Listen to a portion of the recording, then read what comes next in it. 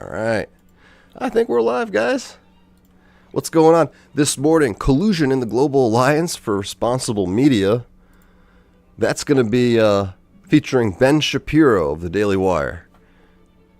I'm trying to find the location of this stream. There we are. Okay, what's going on, everybody? Good morning.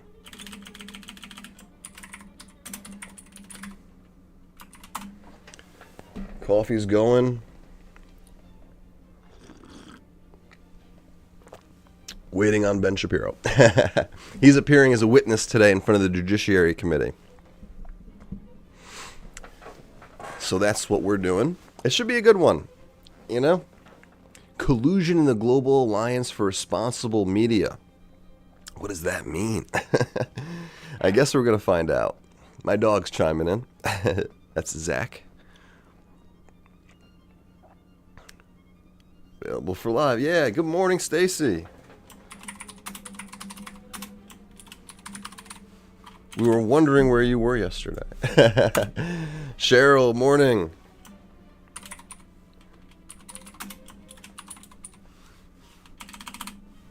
Absolutely. Good morning. From the once lovely California, it can be lovely once again. My dogs are agreeing. It's still a nice place. It could be.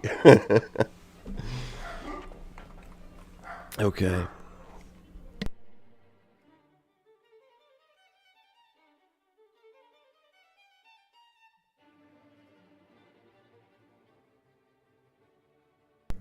Yeah, it's Stacy loves humans with loves dogs with human names. I think I'm probably gonna have to close the window. I think what's going on right now is they have access to the outside world. They can see things. And if I could draw the blinds, that a bird can set them off potentially. But if they can't see that bird, I don't know. I feel bad. The bigger guy who's got the deeper bark, he's a Rhodesian Ridgeback. He's a ridgeless Ridgeback, and I got him neutered. It was the advice of everybody, right, at the time, but his temperament changed. He was supposed to be a good, strong running dog, and, he doesn't go the distance, let's say. I'll be right back. I'm going to close the window.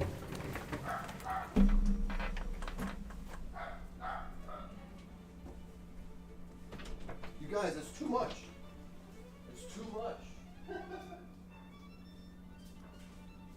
Oh, hang on, man.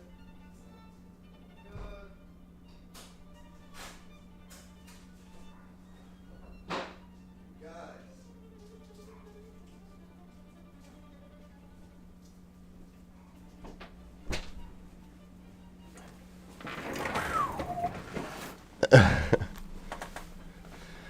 We're back. They're good, yeah. Usually it's just the wind that they're barking at, No, it's our family friend and babysitter was at the window greeting them. And now I think she's probably just coming in. Yeah. Arlene, everybody's with you. I don't think... Does he have a pathway to be on the ballot? I don't know. Was he one of the... Yeah. That's Newsom we're talking about. I pray America doesn't vote Newsom in if he somehow is on the ballot for POTUS. Agreed. I took a poll on the channel. We took a poll, and he was one of the options there.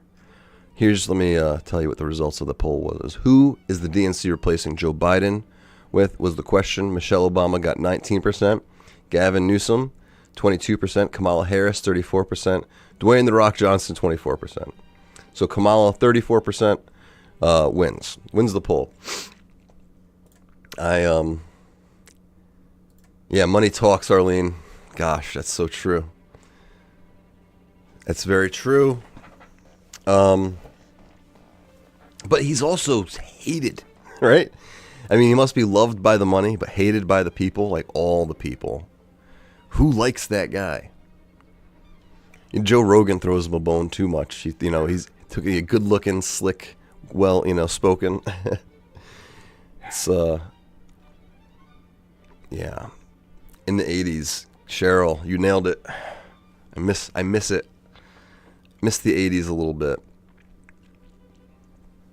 It's funny because 1984 was supposed to be the year, right? Then all this, I think they missed it by a few decades, right?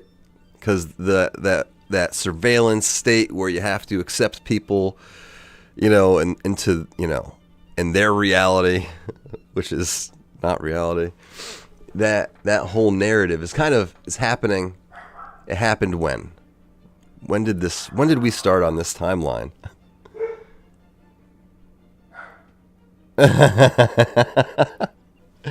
Stacy, I didn't realize it. That's funny. The Young Turks, huh? I don't know about those guys. Yeah. Man, they are true believers over there at the Young Turks, huh? Do you think they're... I see clips of the one lady over there who seems to be like, I'm not associated with the left anymore. No, thank you. But that's the only thing I've seen out of them in a long time. I occasionally see the head guy over there getting dunked on. I'm starting to hear some chatter in the committee room. I think they're in Rayburn. First relocated, you got out of the Army, and that was, Arlene, that was to California, huh? Yeah. That used to be where everybody wanted to go, right? I mean, it was, I remember I wanted to move out there. It seemed like it was great economic opportunities, nice place to live. I considered it. If my wife had just let me, right, it might have happened. But she's where I might be, I might jump the gun, right, go too early. She's like, you need something lined up first. So it didn't happen, and for the better.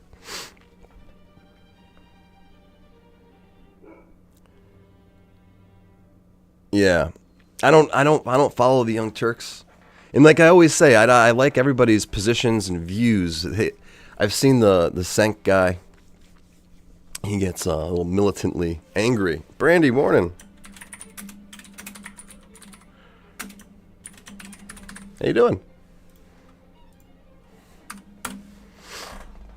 Hey. Steve and Vicky Gardner from South Florida. Welcome. We're waiting on the Collusion in the Global Alliance for Responsible Media. Okay, I remember now. GARM. Let's see if I can get this video up that the judiciary played while we're waiting. Last night it released. You can do what is this GARM thing? Whoever has this job, are they going to convict Donald Trump? Is this the same one? Look, that no, is, it's so funny. I think they took down the video. They did take down the video, so they posted the wrong video yesterday. Oh, that's too bad. So this is the video that has more to do with the hearing yesterday. Maybe it's a short. Maybe they didn't take it down. No. Dang. There was a good video the House Judiciary put out about what is GARM. And because I am, there's too many 3- and 4-letter organizations to memorize on my part, honestly.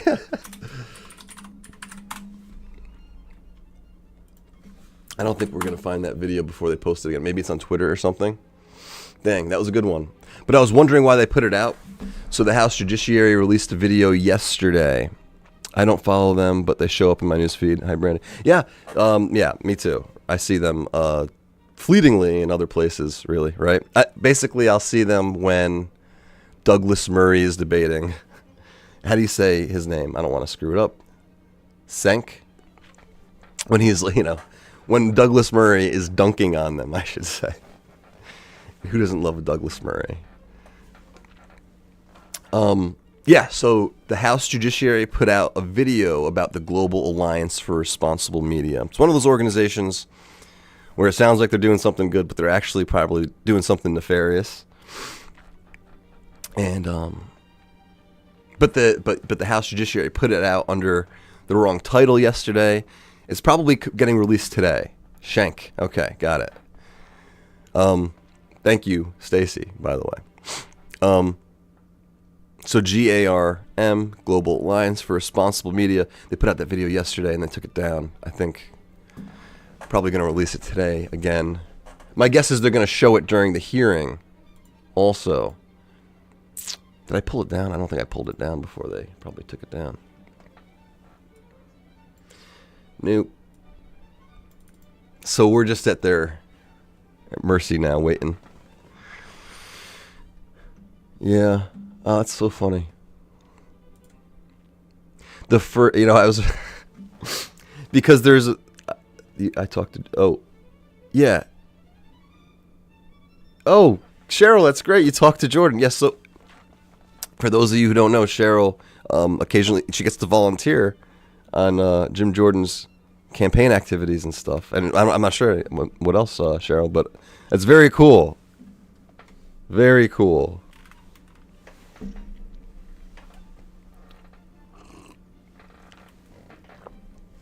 A little scary that to think that I started pointing my camera, the phone, wherever that is right now, at the hearings, the Her hearing. That's how I started this channel, really. Any thoughts on Jill, Ava, Perone, Biden? Jill Biden, is that what we're saying? I had no idea. What is this? I'm seeing this tweet. Why is Ava Perone? What did I miss here?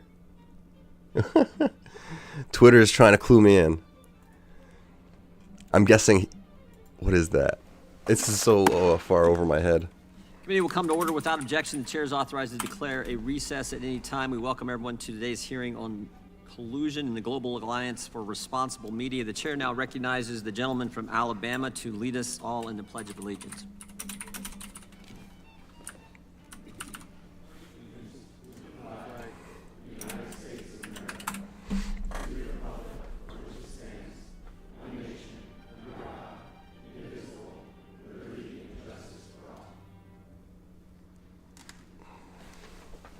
All right, coffee's going. Chair is now recognized for an opening statement. Section 1 of the Sherman Act makes anti-competitive restraints of trade illegal. This includes coordinated actions that harm consumers by limiting the choices available to Americans. That is exactly what the World Federation of Advertisers, the Global Alliance for Responsible Media, and every company that is a member of these organizations has done over the last 5 years. They came together, agreed to limit advertising on certain platforms and news outlets that millions of Americans choose to read, watch, and listen to. How did they do this? WFA members represent roughly 90% of the global advertising spend. That means WFA has almost complete monopoly power over advertising dollars and a tremendous amount of market power. GARM, which is an initiative of the WFA, includes in its membership over 100 of the world's biggest brands, ad tech providers, and advertising agencies. GARM has representatives from each of the 6 major advertising agency holding companies. GARM's steer team, which acts as a board of directors for the organization and approves nearly every action by the alliance, includes Unilever and other massive consumer goods companies, as well as GroupM, the world's largest media buying agency. They collude to make sure that no other advertisers support any news outlets, platforms, or creators that these massive companies don't agree with. And these people do not like conservatives. Again, don't take my word for it. Here's what employees at GroupM said to GARM's leader about Fox News, The Daily Wire, and Breitbart News. Employees from GroupM said, quote, they hated their ideology. That employee was discussing how to pull advertising from these news outlets. And unfortunately, it's not just GroupM. Unilever encouraged Facebook to label one of President Trump's political ads as misinformation during the 2020 election, which would have caused that ad to be removed from Facebook. GARM organized a boycott of Twitter when Mr. Musk bought the platform and bragged about cutting Twitter, and then they bragged about cutting Twitter's revenue by 80%. Unilever wrote to GARM's leader that the company had, quote, issues with overtly partisan takes by Elon Musk. Example Unilever gave was Elon Musk's handling of the Hunter Biden laptop story. Unilever had a problem with Elon Musk releasing internal Twitter documents to journalists and exposing how and why Twitter incorrectly suppressed the story about the Biden's family influence peddling. It's the Twitter files. GARM and its members threaten platforms that don't comply, and the best example is Spotify's Joe Rogan's comments on Spotify when Joe Rogan's comments about the COVID-19 vaccine. To be clear, any of these companies could, on their own, legally refuse to advertise on a certain platform or news outlet or with a certain content creator. Unilateral decisions are not illegal. But if they choose to pull advertising from the Daily Wire or other similar outlets, they will not be reaching millions of Americans who choose to consume that content, but their competitors will. In other words, no single company can unilaterally pull its advertising dollars off a platform or news outlet over a long period of time because that company's competitors will advertise and reach the audience. It's called the market. Ørsted, a Danish renewable energy company, explained it perfectly when its employees wrote an email to GARM asking when the Twitter boycott will end. Ørsted told GARM that Twitter, quote, is an important platform for us to reach our audience, so we would like to consider going back. But they looked to GARM for direction, and they were asking GARM for permission. And frankly, that's exactly how cartels operate. They collude against conservatives and other outlets, platforms, and content creators. In fact, they come right out and say it. GARM's leader wrote that the issue with the advertising industry and digital platforms is the, quote, extreme global interpretation of the U.S. Constitution. He also complained taking U.S. norms and applying them globally is something that's a concern, and said there's a problem with Americans' 230-year-old Constitution.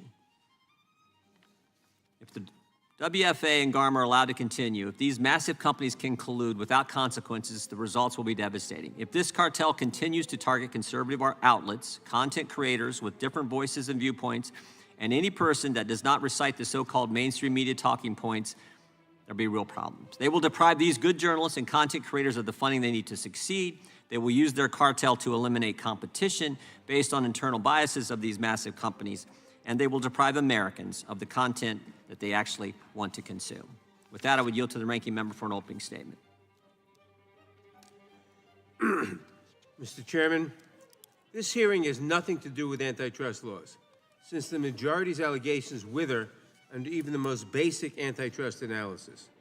This is instead another dangerous effort by the majority to bully companies into promoting and supporting far-right extremist views that brands understandably do not want to be associated with.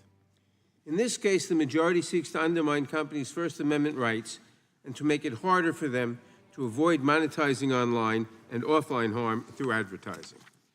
This includes harm like the creation and distribution of exploitative images and videos of children, the promotion of terrorism and funding of terrorist organizations, the promotion and distribution of foreign propaganda materials, and the promotion and distribution of racist, hateful, and discriminatory content.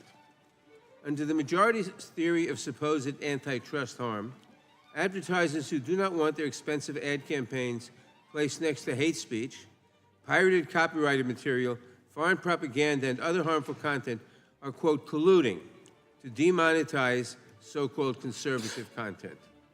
Under the majority's theory, the only way to cure this alleged harm would be for advertisers to be forced to run ads on platforms like Twitter, now known as X, Truth Social, Breitbart, and the Daily Wire, even though those sites are rife with adult content, hate speech, false information, misinformation, and racist and violent propaganda. Further undermining this claim of harm, the so-called victims of this made-up scheme are well supported by ad revenue, subscriber revenue, and sales revenue. Take the Daily Wire, the media outlet run by Republican witness Ben Shapiro. Its website generated $220 million last year. His show is the 13th most popular podcast in the first quarter of 2024. His website has over 15 million followers across his main social media handles, including on sites that are members of the Global Alliance for Responsible Media, known as GARM, the target of today's hearing. And the Daily Wire, quote, received more likes, shares, and comments on Facebook, unquote, which we should note is a member of GARM, than any other news publisher by a wide margin in 2021. And even the video in which Mr. Shapiro claims to be the victim of global advertising organizations was itself supported by advertising revenue and is available on YouTube, a member of GARM. This hardly sounds like the victim of a conspiracy to suppress content. But Mr. Shapiro's content is not alone. Many so-called conservative brands have made notable gains in corporate reputation among consumers, and several brands that call themselves anti-woke have entered the market to cater to customers who wish to vote with their wallet. Advertisers have the right to target their ads to the platforms, websites, and venues they choose. By forcing advertisers to run ads on websites that they deem to contain harmful information and content, the majority would be undermining those companies' right to free speech under the First Amendment. It's also an essential tenet of a free market that companies are not forced to do business with anyone. And indeed, a competitive online environment is necessary for advertisers to easily choose where and how their ads are rolled out. Historically, this committee has worked hard to protect consumers, ensure a free and fair market, and push back on corporate abuse, greed, and malfeasance. We advanced bipartisan bills to combat market concentration, from online platforms to drug pricing. We did all this because we took our job seriously, to protect competition in the marketplace. We understood the unique importance of the federal antitrust laws, not as a weapon to use against our political opponents, but as an essential component of the American social contract. Unfortunately, this majority has picked a different direction. Under the direction of the chair, the committee is abusing its oversight authority. The Republicans are so committed to the belief that conservative content, in quotes, is being censored, despite all evidence to the contrary, that they will do anything to undermine the efforts of platforms to moderate their own content, which the Supreme Court recently affirmed is an exercise of their First Amendment rights, governments to communicate with platforms about security threats, online and offline crime and terrorism, and mis- and disinformation that threatens our nation's health and democracy, and companies to choose where and how to advertise their products. This hearing is the result of a 15-month investigation that has resulted in over 37 productions to the committee of more than 175,000 pages and one transcribed interview. I can only assume that the reason the majority has not asked GARM, the main target of this investigation, to send a witness here today, is that the majority knows there is no evidence to support their claim of wrongdoing. Their investigation was not designed to uncover unlawful behavior because they knew there was none. Instead, it was designed to chill companies' exercise of their First Amendment rights. It was designed to make companies afraid to speak to each other about the real connection between the online monetization of criminal and harmful content and the funding of offline harm. Make no mistake, the companies represented here today and the others that are part of GARM want, first and foremost, for customers to see their ads where and when they expect them and to make purchases based on those ads. But secondly and importantly, they do not want their expensive ad campaigns to fund people, one, who pirate content, two, who promote and execute terrorist acts, three, who make and distribute harmful and exploitive images of children, and four, others who use the internet to distribute and fund crime. Republicans are so determined to prove their conspiracy theory that conservative content is being censored that they will do anything, including launching a fruitless and harmful investigation to bully companies that do not hold their views. I hope that we will get back to doing the serious work of the American people very soon and not continue to waste taxpayer dollars on fishing expeditions designed to help hate and criminal activity spread on and offline. I thank the witnesses for appearing today, and I yield back the balance of my time. The gentleman yields back without objection. All of their opening statements will be included in the record. We now introduce today's witnesses. Mr. Christian Juhl is the global CEO of GroupM, one of the world's largest media buying agencies with more than $60 billion in annual media spending. GroupM's agencies and subdivisions include Mindshare, Wavemaker, Essence, Mediacom, TNPM, and others. Mr. Harish Patel is the president of Unilever USA and CEO of Unilever's Personal Care North America division. As CEO of Personal Care North America, Mr. Patel oversees brands including Dove, Degree, and Axe, among others.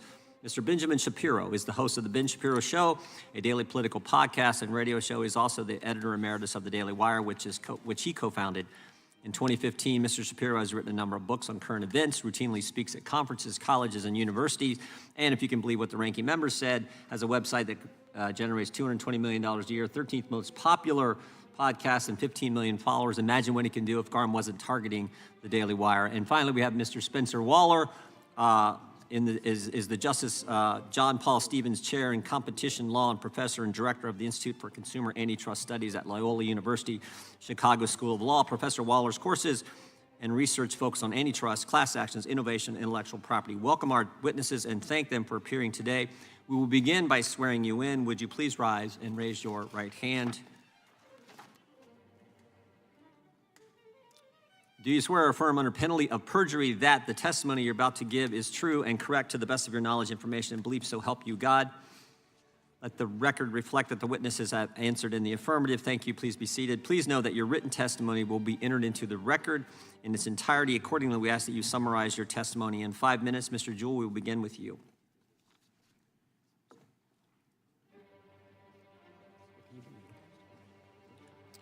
Chairman Jordan, Ranking Member Nadler, and members of the committee, thank you for the opportunity to appear before you today. My name is Christian Juhl. I'm the Global Chief Executive Officer of GroupM, the media investment company. In simple terms, we buy ad space across channels, including television, digital, and print, for our clients and place ads within that space. Brands tell us the message they want to share and the audience they want to target. We then advertise on which media environments would be best suited for the product and buy ad space on those channels on the brand's behalf. Collectively, brands invest billions of dollars in advertising annually to shape how they are perceived. One of the marketers' biggest fears is that years of brand value could evaporate overnight as a consequence of bad ad placement. Companies spending millions of advertising dollars do not want to risk their brand on a strategy that could backfire. Brands consistently inform us as their agency that they do not want to advertise next to hot button or divisive content. They want predictable, reliable environments. In 2017, news outlets reported that major brands were unwittingly advertising next to ISIS propaganda. Unsurprisingly, they faced significant consumer pushback. Brands also had to contend with reports of Russian troll farms infiltrating platforms to disrupt presidential elections. And most recently, brands had to develop advertising strategies in the context of a pandemic that divided Americans. This resulted in a growing emphasis on brand suitability, or marketers' desire to protect their brand's value by ensuring their ads are not placed adjacent to content that could negatively affect their reputation. Brand suitability is particular to each brand. What is unsuitable to one may be perfectly suitable to another. But all brands generally agree they do not want to appear next to illegal or harmful content. Many also seek to avoid ad placements near content that, while not illegal, does not align with their values. With the increasing focus on brand suitability, brands wanted to better understand how publishers were identifying, prohibiting, and removing harmful content. What they found was that every platform took a different approach. Definitions of harmful content also varied. Without consistent standards, companies were concerned their ads would end up appearing in unsuitable environments. We believed that consistent standards were needed to help our clients connect with consumers, which is why we and other organizations came together to establish the Global Alliance for Responsible Media, or GARM. GARM developed standard definitions of content that brands might consider unsuitable so that advertisers and publishers could speak a common language about sensitive content. Adoption of GARM's definitions is, and always has been, completely voluntary. For GroupM's part, we follow our clients' ad placement wishes according to their risk tolerances and priorities. These priorities can shift quickly. It's our job to execute their strategy with speed and precision. We leverage GARM's definitions to provide our clients with a consistent, reliable framework. GroupM is not the arbiter of how to categorize websites, nor do we want to be. Because we have no control over publishers and no role in moderating content, we also rely on independent third parties to identify domains with those definitions and additional categories that our clients deem unsuitable. Among other things, those third parties consider media platforms' fact-checking resources, processes, and technologies when they evaluate the risks of placing content. That third-party assessment informs where we will place ads, including the sites to which we will not place ads without specific client request. Of note, approximately 94% of those websites are prescribed because they infringe on IP rights. This committee expressed an interest in advertising on certain news platforms. We appreciate the importance of funding news organizations through advertising, which is why we have taken steps to make advertising in news, including local news, more appealing to advertisers. Today, however, trust in news sites is at a low point, and brands generally disfavor advertising next to news. For example, only 1.28% of brand spend is allocated to online news at this point. This is because brands prefer to avoid advertising alongside common news content, war, scandal, political division, and also because they do not need to advertise there to reach their target audience. Alternatives such as sports and entertainment provide a better way to reach these same consumers. This is not a left, right, or GroupM preference. It is apolitical, it's an industry-wide preference. GroupM has no interest in impinging on anyone's right to speak or publish their points of view. We also believe companies have the right to choose where they place their advertisements. We all know how one bad ad placement can damage a company's reputation and bottom line, which is why brands and the companies like GroupM that serve them need tools and transparency to mitigate these risks. Thank you. I look forward to answering your questions. Thank you, Mr. Juhl. Mr. Patel, you're recognized. Make sure that mic's on and pull it real close. Maybe not. We can get someone to help you there if it's okay. Thank you.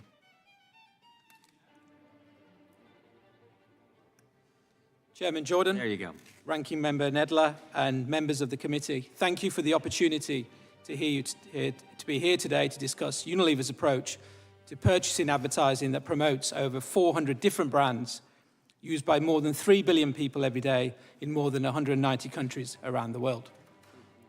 Unilever takes great care to ensure that our advertisements reach the consumers who use our products, promote our products and brands, and serve our business goals of offering consumers the brands they know and the trust their needs every day. In making decisions on advertising, Unilever uses its advertising dollars to reach as many consumers as we can in an environment that maximizes sales for our products. Currently, about 80% of our US advertising spend is directed in some form of digital media. We spend the most on digital commerce platforms like Amazon, Walmart, Target, and Walgreens, because that's where consumers are making their buying decisions. Only 20% of Unilever's advertising spending goes to social media platforms, and less than 1% goes to digital news. We want to reach all our consumers who use our brands on platforms that support and align with our brands. Conversely, being associated with content or a platform that detracts from our brands, harms our brands, or is inconsistent with our brands is decidedly not in our economic interest. With the rise of user-generated social media content and other online media, we have unfortunately seen repeated incidents where our brands have been associated with content that is harmful to our brands. One earlier example, ads from our Dove soap were appearing adjacent to content glorifying domestic violence and rape. In 2020, we suspended social media advertising when it became clear that the polarizing content would not serve the brands or add value to the brand places in the market. I want to be very clear on one crucially important fact. Unilever, and Unilever alone, controls our advertising spending. No platform has the right to our advertising dollars. As we look across the available advertising inventory, recognizing we do not have unlimited money to spend on advertising, we choose the channels, the platforms, and the outlets that give us the greatest commercial benefit for our advertising investment. We have internal policies and guides on our decisions. Our policies require our advertisement to be truthful, accurate, and transparent. In 2018, we adopted a responsible framework specifically for digital advertising, focusing on advertising towards responsible platforms, responsible content, and responsible infrastructure. We have a dedicated team of professionals who are constantly examining the advertising marketplace, working with platforms, selecting the platforms that meet our business needs. We also worked with the industry, including the Global Alliance of Responsible Media. GARM arose after leading advertisers observed that ads for their brand name products were appearing alongside despicable content. GARM's brand safety flaw and suitability framework are tools to help platforms communicate clearly about the content they will monetize and to assist advertisers and agencies in making decisions about advertising inventory and they will purchase. Although we've made good progress in ensuring that our digital advertising spend is advancing our brand's business objectives, there is still more work to be done. As recently as 2 years ago, Unilever received notice that certain ads from brands had been unknowingly placed adjacent to social media profiles involved in selling and soliciting child sexual abuse material. This is wholly unacceptable. We must do everything in our power as both advertisers and platforms that ensures our advertising dollars are serving the intended purpose of reaching consumers and promoting our brands, not funding hate and harm. And I would be happy to respond to your questions. Thank you. Thank you, Mr. Patel. Mr. Shapiro, you're recognized for 5 minutes. Chairman Jordan, Ranking Member Nadler, members of the committee, good morning. Can't hear you. Chairman Jordan, Ranking Member Nadler, members of the committee, good morning. First of all, Ranking Member Nadler, I appreciate the kind words about our business. It's very kind of you. And also, I assume that we'd be doing a lot better without the institutional obstacles that I'm about to discuss. We're in the midst of a trust crisis in the world of media, which is because so many in the legacy media have lied in order to preserve left-leaning narratives. To take just the most recent example, we were told by the legacy media that President Biden was just fine. For years, anyone who questioned his health and mental fitness was trafficking in cheap fakes. And then President Biden went out and engaged in a full-scale mental collapse on stage in front of hundreds of millions of people. So we can see why Americans, at least Americans who are not Democrats, do not trust the media. The question isn't really why the legacy media have lost Americans' trust. We know that answer. The question is why, despite that loss of trust, the legacy media continue to gain share in the advertising market. And the answer is simple. There is, in fact, an informal pressure system created by Democratic legislators, this White House, legacy media, advertisers, and pseudo-objective brand safety organizations. That system guarantees that advertising dollars flow only to left-wing media brands. Let me explain how this works. When a conservative competitor to the legacy media arises, members of that legacy media and their political allies rush to paint such competitors as dangerous. The commentator Kara Swisher of the New York Times, for example, told the head of YouTube that my videos at Daily Wire were a, quote, gateway drug that would lead children, including her own teenage son, to watch neo-Nazi content. Never mind the yarmulke. Elected Democrats pick up that same messaging. In 2017, Senator Dianne Feinstein told lawyers at Facebook, Google, and Twitter, quote, you created these platforms and now they're being misused, and you have to be the ones to do something about it, or we will. Social media companies react to incentive structures, including threats. They've responded by adopting the standards of third-party left-wing informational safety groups like the Global Alliance for Responsible Media, or GARM. GARM purportedly sets brand safety standards, objective standards by which advertisers and platforms can supposedly determine just what sort of content ought to be deemed safe for advertising. In reality, GARM acts as a cartel. Its members account for 90% of ad spending in the United States, almost $1 trillion. In other words, if you're not getting ad dollars from GARM members, it's nearly impossible to run an ad-based business. And if you're not following their preferred political narratives, the ones that Kara Swisher and Dianne Feinstein would follow, you will not be deemed brand safe. Your business will be throttled. We at Daily Wire have experienced this firsthand. In 2017, after Senator Feinstein made her threats to bring the weight of government down on social media platforms, Daily Wire YouTube channel saw a 1,000% increase in content enforcements over a 2-year period. Since 2021, after Democrat officials further turned up the heat on social media companies, my personal Facebook page has seen an over 80% drop in impressions. Or take Joe Rogan. When Joe said that he had taken ivermectin after getting COVID, White House Press Secretary Jen Psaki pressured Spotify to take action, stating, quote, we want every platform to be doing more to call out mis- and disinformation while also uplifting accurate information. Spotify complied. Spotify, of course, works with GARM. So, what are the brand safety standards that GARM uses? The standards begin with inarguable things that we've heard from the other witnesses, like preventing distribution of child sexual abuse material or stopping terrorism. But GARM doesn't draw the line at what is criminal, abusive, or dangerous. Their standards also include restrictions on hate speech, harassment, misinformation, or my personal favorite, insensitive, irresponsible, and harmful treatment of debated, sensitive social issues. Those criteria are highly subjective in theory, and they are purely partisan in practice. For example, last year, Daily Wire host Matt Walsh was fully demonetized on YouTube, a GARM member. Why? For quote-unquote misgendering, which to GARM is to say that men are not women. Perfectly obvious facts now run afoul of GARM's censorship standards. Companies targeted by GARM, like the Daily Wire, Breitbart, Fox News, and so many others, reach hundreds of millions of people with opinions and beliefs long established as within the mainstream of American conservative thought. GARM and its members have no respect for the beliefs of those people. They would like them marginalized or squashed. It's time to stand up for the First Amendment in this Congress. Congress can do so in 2 ways. First, Congress must investigate the informal and perhaps formal arrangements between censorship cartels like GARM and executive branch agencies. The Daily Wire has already filed a federal lawsuit against the State Department for allegedly doing just this. Second, Congress can itself stop engaging in violation of free speech principles. 2 weeks ago, writing in dissent in Murphy versus Missouri, Justice Alito condemned what he called sophisticated and coercive government campaigns against free speech. Members of this committee have engaged in precisely such campaigns. When Congressman Schiff speaks about targeting social media companies that must be, quote, pulled and dragged into this era of corporate responsibility because they are too tolerant of misinformation, he knows what he is doing. He is participating in a sophisticated, coercive campaign against free speech. When Congresswoman Jayapal blames social media for placing America at the, quote, precipice of a democratic crisis and calls on them to target they deem hate groups, she also knows what she is doing. She is participating in a sophisticated, coercive campaign against free speech.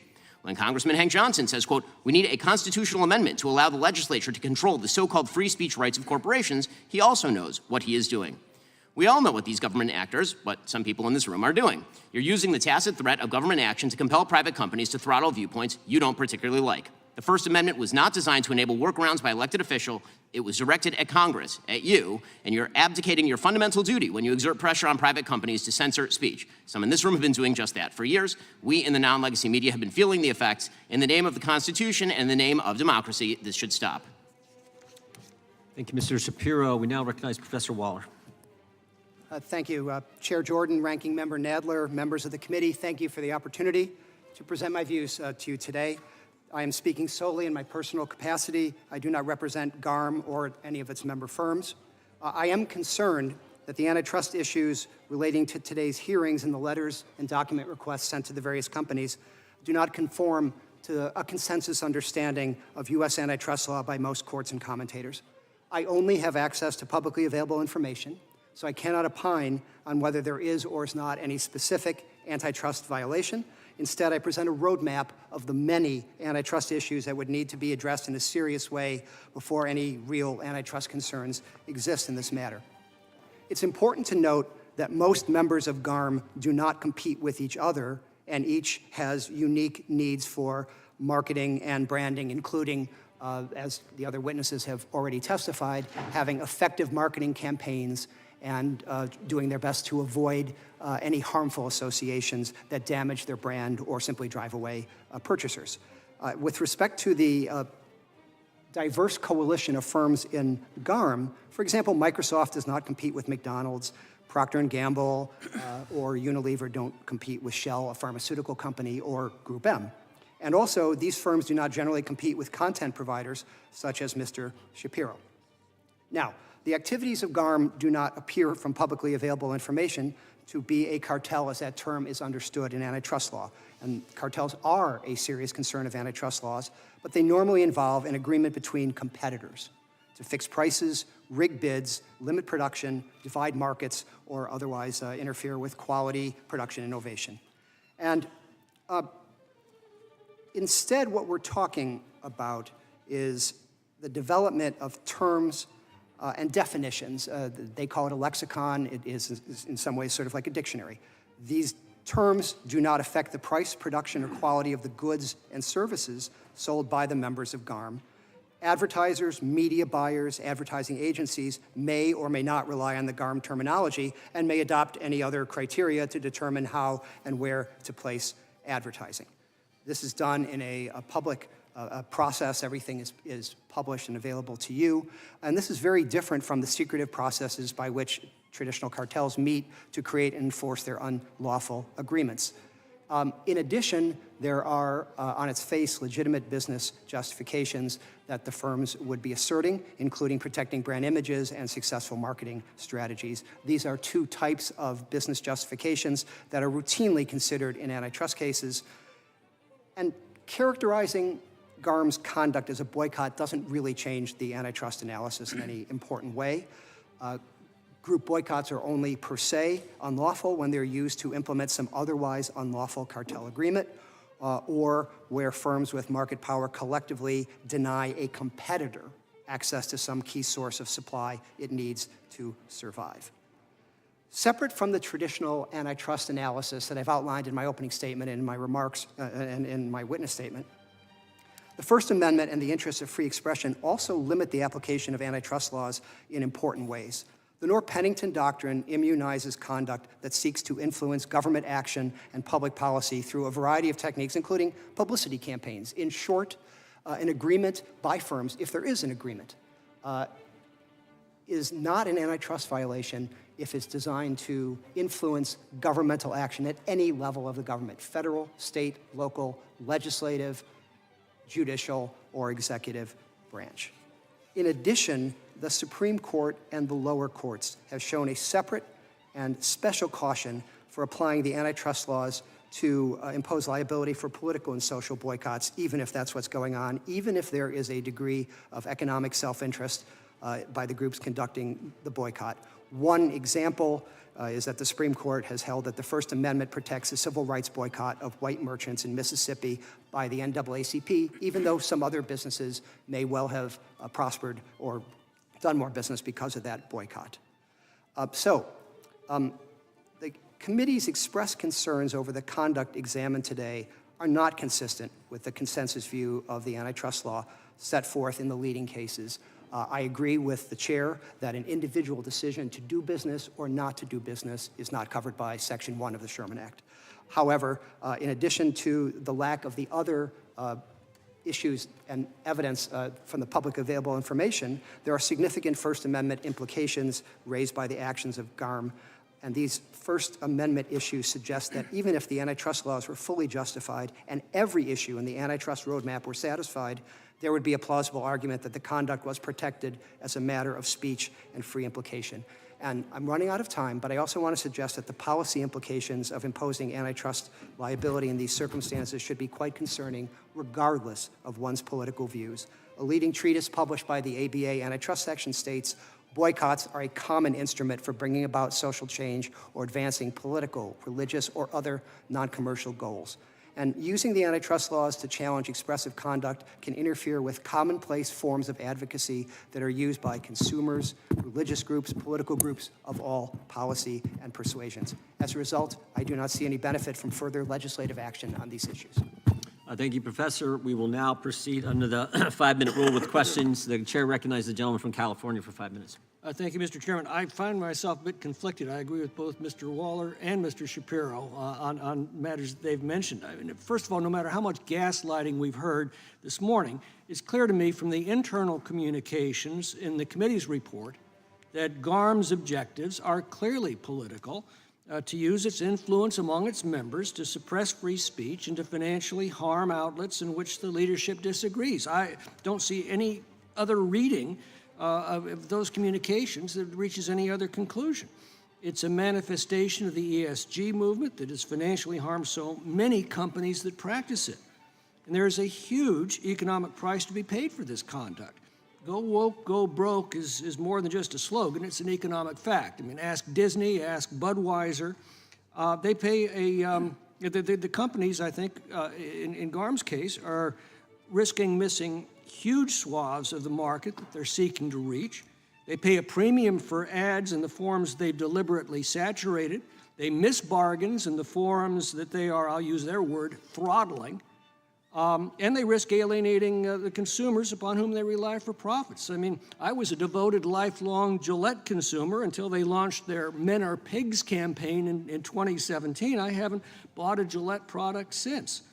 But that's their right as a company to alienate me as a consumer, and it's my right as a consumer to be alienated.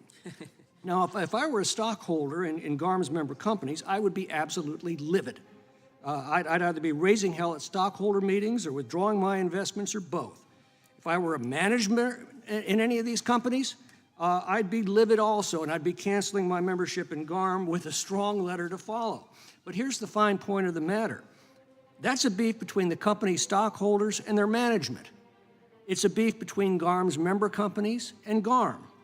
It's a beef between those companies and their consumers. But it is not a beef between GARM or its member companies or their stockholders and consumers and this government. People have a right to their opinions and to express those opinions in any peaceful manner that they choose.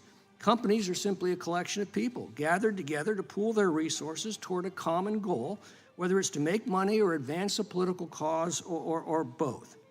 It's a little amusing to see that the Democrats suddenly championing this freedom because in GARM's case it benefits them, but rail against the very same freedom when it comes to such matters as Citizens United. For the left, their ethics are strictly situational. And as I've often warned on this committee, we can never allow them to become our teachers. Democracy extends beyond the political realm to the free market as well. In a free market, consumers vote every day with every dollar they spend on what the market will produce, who best produces it, what they're willing to pay, and who they'll buy it from. A free government exists to protect this right, and that's why I think we should be careful when we tread into this matter in the application of government power in disputes that are strictly between private parties. But I do think Mr. Shapiro is absolutely correct that if this government is in any way acting to pressure or nudge companies to censor speech or to corrupt their business decisions for political ends, we ought to vigorously act to stop that. But if they're just doing that to themselves, that's their right to make stupid decisions, and government also exists to protect that right. Mr. Shapiro, I'll give you the last word. I mean, I agree with much of what you're saying. I think that the big concern for the Daily Wire and companies like ours is the nexus between government action and groups like GARM. And it appears clear to us that a well-meaning organization that simply wanted to appeal to the broadest possible audience would not be making political decisions about which outlets are too right or which outlets are too left. I'm perfectly fine with advertisers advertising on Pod Save America or on MSNBC. The problem that we have is an informal structure by which members of government, including this White House, have pressured social media companies in order to restrict their content. And everyone can see that. There's a lot of, will no one rid me of this meddlesome priest going on from members of the government who then seem to be shocked when there's pushback from the right on exactly the same sort of matter. Thank you, Mr. Chairman. I yield back. Gentleman yields back. The ranking members recognized for 5 minutes.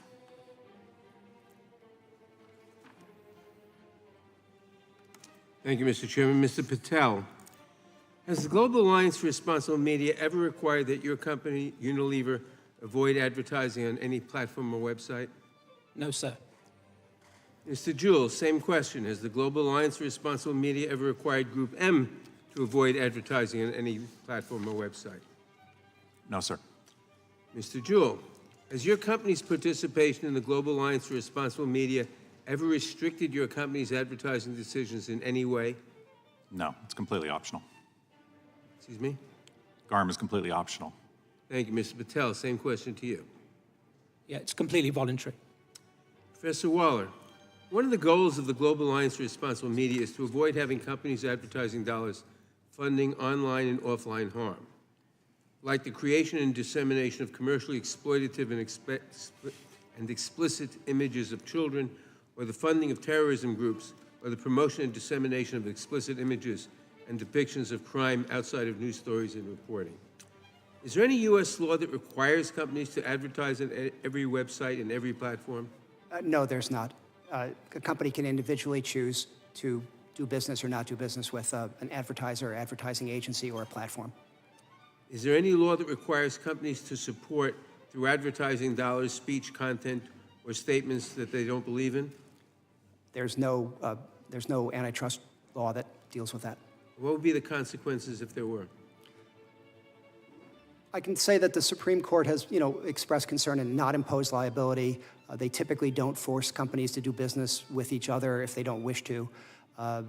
They're frankly more concerned about cartel agreements and the other thing rather than forcing companies to continue to do business if they don't wish. They wish to encourage unilateral decisions about how to proceed in the real world as each company thinks best. And that's what the Supreme Court has said. Yes. And what do you think about the, forgetting the Supreme Court for the moment, what do you think about the effects of such a law?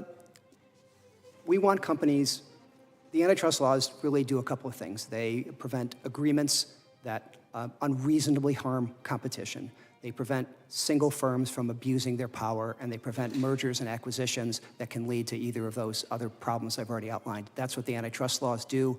They don't generally micromanage the decisions of corporations as they decide what's best for them in the market. Thank you, Mr. Chairman. I must note once again that this sham investigation has revealed that these companies have broken no competition law. The investigation never should have started, but it certainly should have ended after the committee spoke to a representative of GARM and learned exactly what we all should know by now, that there is no basis for a claim of antitrust harm. But that does not mean that this investigation is harmless. The committee's power has been used to bully, intimidate, and impoverish any organization or company that dares to disagree with so-called conservative speech, in quotes.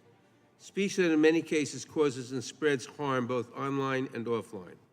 And I believe that that is exactly the purpose of this investigation, to misuse the power of this committee to bully, intimidate, and impoverish any organization or company that dares to disagree with so-called conservative speech.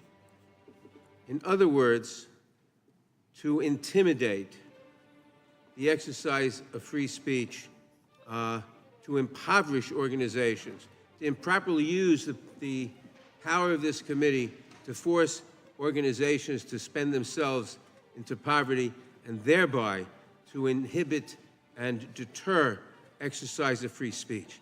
This is a gross misuse of the power of this committee. We have an opportunity, Mr. Chairman, to have a constructive conversation about antitrust law and how we can help the American people. But unfortunately, this hearing is not it.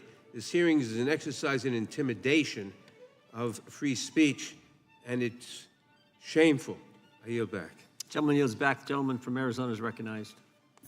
Thank you, Mr. Chairman. I thank the witnesses for appearing here today. Mr. Juhl and Mr. Patel, your companies and your clients, you as an individual company, are both sit on the steering committee for GARM. Is that correct? Yes, sir. Yes. And with the steering committee, there's been a number of standards that have been developed by GARM.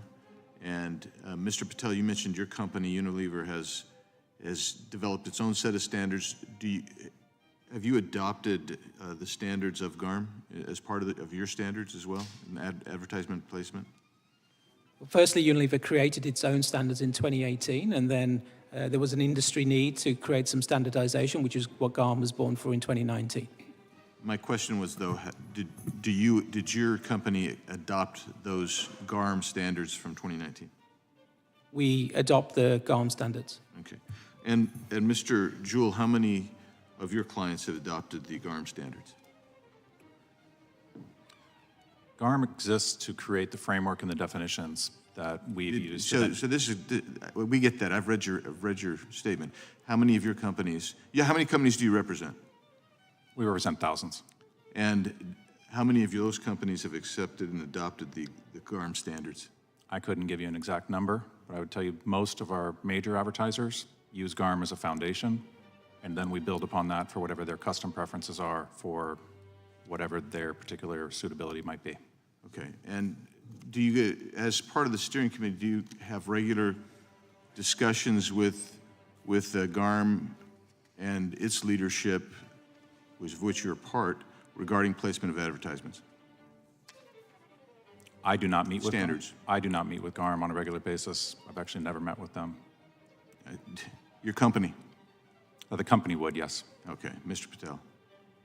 The company would meet, but we 100% decide where our marketing investment goes. That's Unilever's decision. So Mr. Rakowitz, who works for GARM, he's kind of the face of GARM in some respects.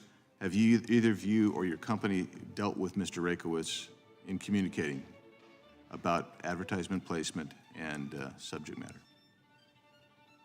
I haven't met Mr. Reckerswood, but we have a member that sits on the steercom. Yes. Okay. So let's get to that for a second. In 2020, Rob Master, Vice President of Media and Digital Engagement at Unilever, sent an email to Facebook about a presidential ad, and he was concerned about it violating the Facebook policies. Are you familiar with that situation, Mr. Patel? I wasn't part of the communication, but I have seen the communication that you're referring to, and I think what I interpret from it, he was checking what was Facebook's policy on it. I find it interesting that the way you couched that, you were checking what Facebook's policy was. Weren't you really, your staff, really checking to see if it was consistent with your own policy, I would assume, right? No, sir, we don't decide on what media content goes up or goes down. That's up for the media platforms to decide. But when you're looking for ad safety placement, you're not concerned then whether that was consistent with Facebook's policy? You're just basically inquiring with Facebook's policy, not concerned with your own policy of placement? What we do is we decide all our marketing investment. We'll decide on target audiences where we want our brands to appear. So why were you inquiring whether that was a violation of Facebook's policy? So I'm not clear on why Rob Masters sent that communication, but as I said, we decide where we want to put our ads with whichever social media. Of course, I appreciate that you decide where you place your ads. The question, though, is why are you then going to Facebook and saying, does this ad meet your criterion? Because that indicates you're trying to influence Facebook, because in reality, your position is we're going to place it wherever we think is best. But there's an ad over here, a specific ad that you're asking, does that meet your policy? That seems to intimidate. That seems to imply that you want to question their policy, what their platform is doing before you bother to place your ad. But you didn't do it that way. You just wanted to know whether it met their policy. You didn't say, we're not going to do it because we don't like it. That indicates you're interfering in YouTube's policy decision. Yield. Gentleman yields back. The gentlelady from Washington is recognized. Well, I really like my colleague on the other side, but I did not understand that argument. Antitrust enforcement is experiencing a real renaissance under the Biden administration.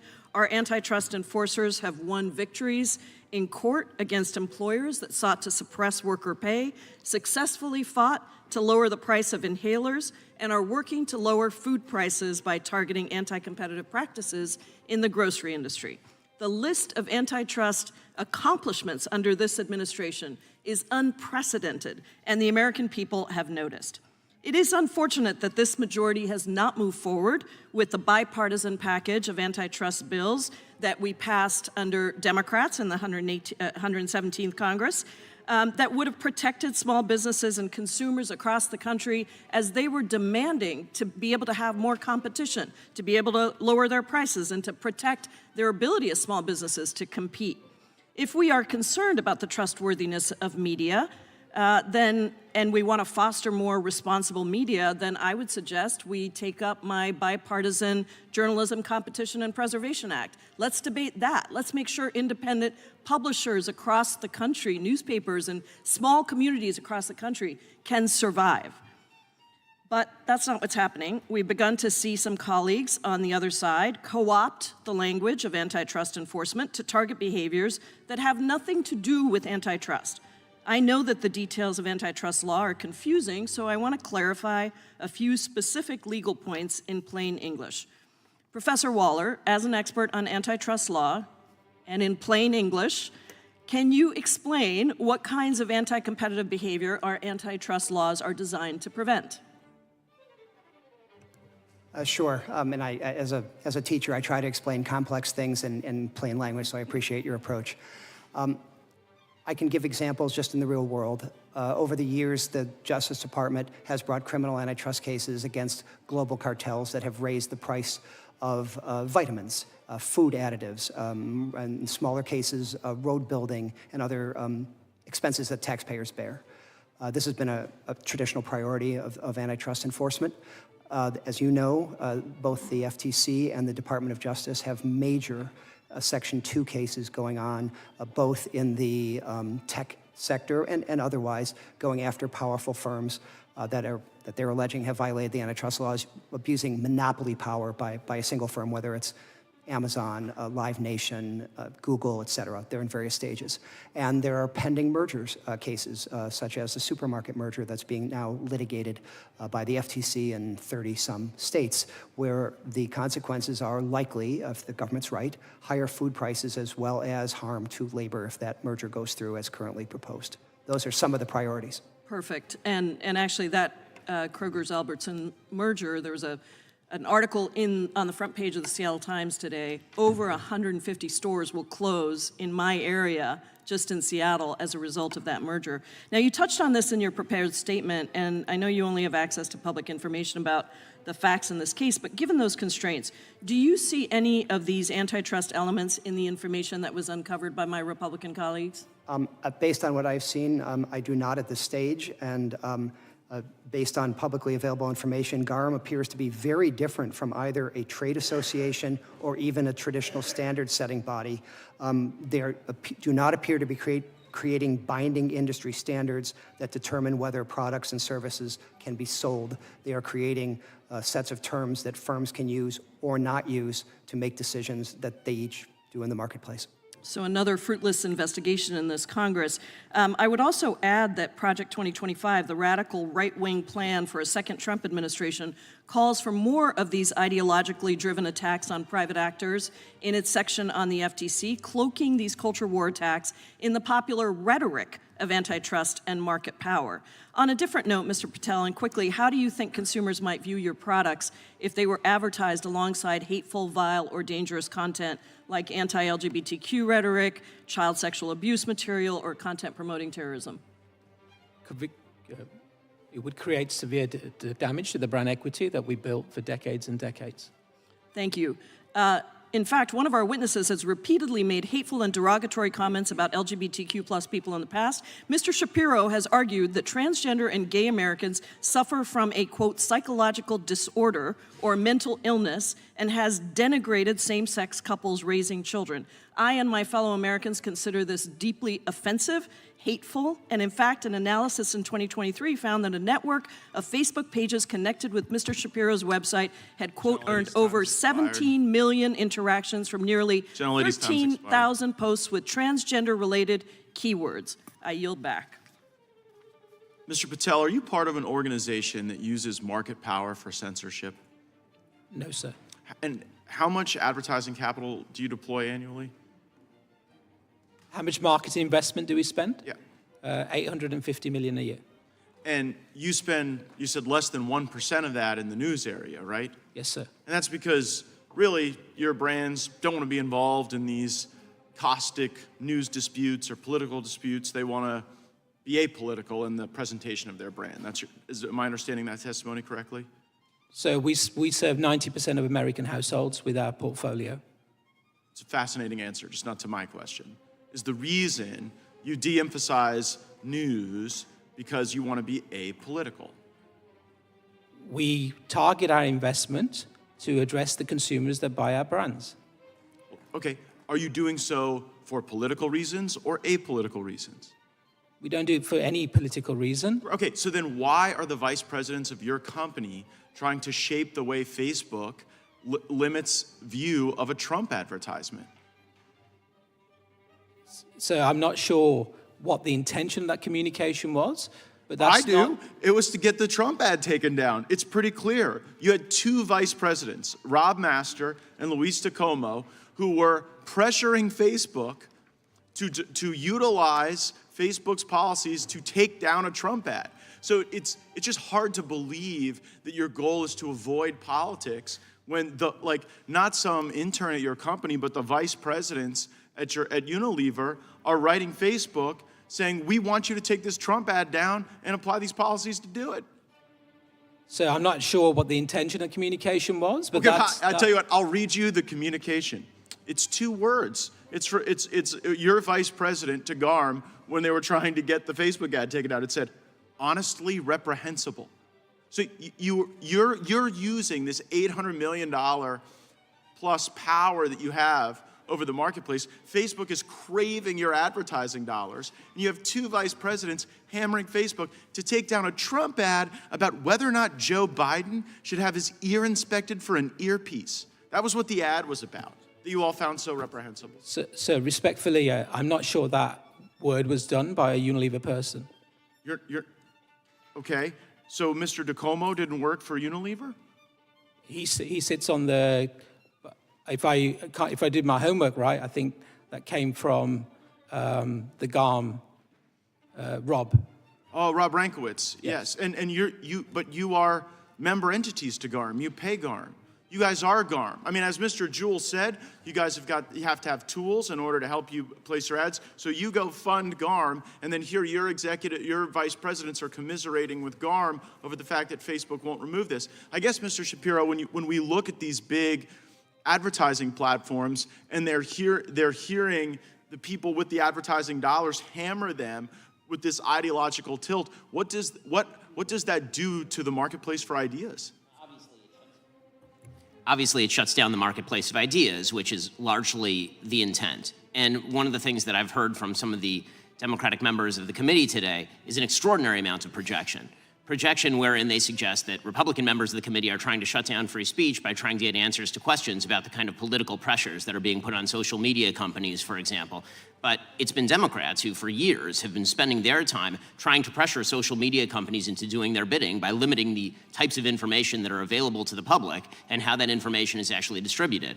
One of the things that's worth noting here is that it's not just a matter of advertising dollars flowing. The way that it works on social media is that if you are demonetized, then the reach of your actual content is also limited by the same social media companies. Do you think the frequency of those demonetization rises when you have vice presidents of companies at Unilever trying to hammer entities like Facebook into taking down Trump ads? Absolutely.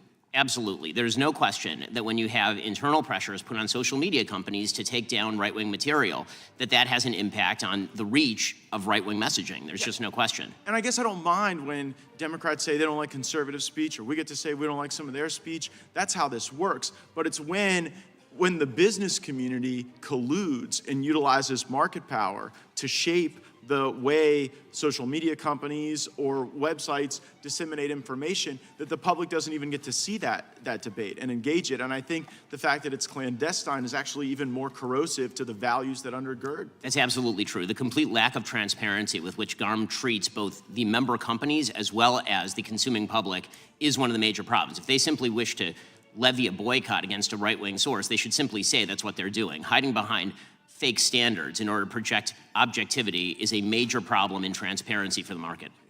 Mr. Cohen's recognized for 5 minutes. Thank you, Mr. Chair. Firstly, thank you, Mr. Chair. This issue was already raised, as I understand it, and addressed in a transcribed interview with the representative of GARM. As that witness stated, and as I'm sure the representatives from GroupM and Unilever would likewise note, they are not responsible for creating or implementing Facebook's ad policies. That's something Facebook does. They are, as advertisers, though, rightly concerned about the uniform enforcement of those policies. As the witness stated, quote, "You can't imagine a global marketer if they are trying to run a campaign across platforms or across markets, and if they start hitting those inconsistencies where there are actions taken against advertising messages and campaigns that are not clear, they are not transparent. It creates disruption because it's like all of a sudden I now actually have an outage in my campaign and I'm not going to be able to reach as many consumers. I'm not going to get business results. The company is not going to perform. Stock market prices, it's all there. Basically, supply and demand is all very American. It's what we're all about, capitalism. Is that, Mr. Patel, is that pretty much correct? Yes, sir. Thank you. I would appreciate your... The app was not taken down. The ad was not taken down, was it? Not to my understanding. Yeah. Thank you, sir. I was in transportation working on some issues there and came here to what I think is a rather bizarre hearing. Not the first we've had in this committee. It's our second hearing ostensibly charging specific groups with illegal conduct without a single expert witness to lay out that conduct and how that conduct violates the law. This is the Judiciary Committee. We're supposed to be looking about law, violation of law, legal experts. Nada. We did have 2 oversight hearings of the antitrust enforcement agencies, the Federal Trade Commission and the Department of Justice. We had 2 top enforcement officials here. Not once did any member bring up Global Alliance for Responsible Media, GroupM, Unilever, or any of this. So when Republicans had the opportunity to ask antitrust experts, they didn't. Today we have 2 witnesses, a large advertiser and a large advertising buyer, who are testifying why the Republicans just have it factually wrong. And we have a talk show host who is bitter that corporations do not want to buy his program. It's a good thing we have an esteemed antitrust expert with us today, Professor Waller. He diligently and politely explained why this legal theory that there is some antitrust violation designed to censor conservatives is bunk. So that is the evidence we have before us. Thank you, Mr. Waller. The legal theory is bunk. Clean that up a bit. The Republicans have it backwards. Their cry against censorship is nothing more than an attempt to bully, or as they would like it, compel by law, companies to associate themselves with individuals and content creators that companies believe are harmful and pay them. Seriously, you think Unilever should be forced to advertise and in doing so financially support posts about rape or domestic violence? That's not the American way. We let the private enterprise capitalistic system determine where they want to advertise. And that is the record that's coming out in this hearing, is that they want to force Unilever to do certain things. This is a real concern. We have images that show how a company has legitimate business interests, and I would argue a social obligation not to support this type of harmful conduct and then be associated with it. It also gets free speech wrong, as Professor Waller explained. This isn't about government censoring anyone. It's about trying to use the antitrust laws and enforcements to compel speech. The Republicans must read the Constitution in a funhouse mirror. It's very much out of focus and weird shapes, and they pick out what they want, and then they come out of the funhouse and maybe they wake up. With that, I have a couple of questions. And I haven't read Project 2025, so that could all be in Project 2025 when they want to turn America over. This may be part of it. Mr. Patel, Mr. Shapiro, or is it Shapiro? It's Shapiro. Shapiro, thank you. I had an uncle, he was Shapiro, and then his son became Shapiro. Mr. Shapiro says the Democrats are using the tacit threat of government action to compel private companies to throttle viewpoints that we don't like. You know what chutzpah is? Sorry, sir? You know what chutzpah is? No, sir. Well, that's chutzpah. We're literally in a hearing where the Republicans are using the power of this committee, not tacitly threaten, but actually accuse.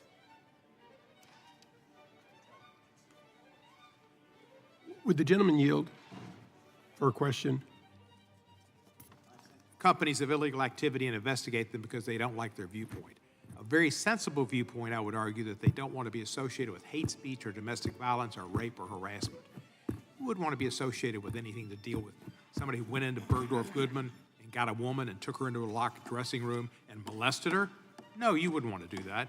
And you wouldn't want to be, I could go on and on and on about that deal. So I'll yield right now and the balance of my time, and thank you, sir. Gentleman yields back. The gentleman from Wisconsin is recognized. Thank you, Mr. Chair. Democrats must have been given their talking points on Project 2025 yesterday at the internal meeting of the conference to determine who the next presidential candidate will be for the Democrat Party. This is the second committee I've sat through this morning, including financial services, and Project 2025 has come up at least a dozen times. I just find that interesting. Mr. Patel, Unilever is a publicly traded company, meaning you have fiduciary duty to deliver returns to shareholders, correct? Yes, sir. In your 2023 annual report, you identify consumer preferences as a principal risk to your business. In examining this risk, you stated our success depends on value and relevance of our brands and products to consumers around the world.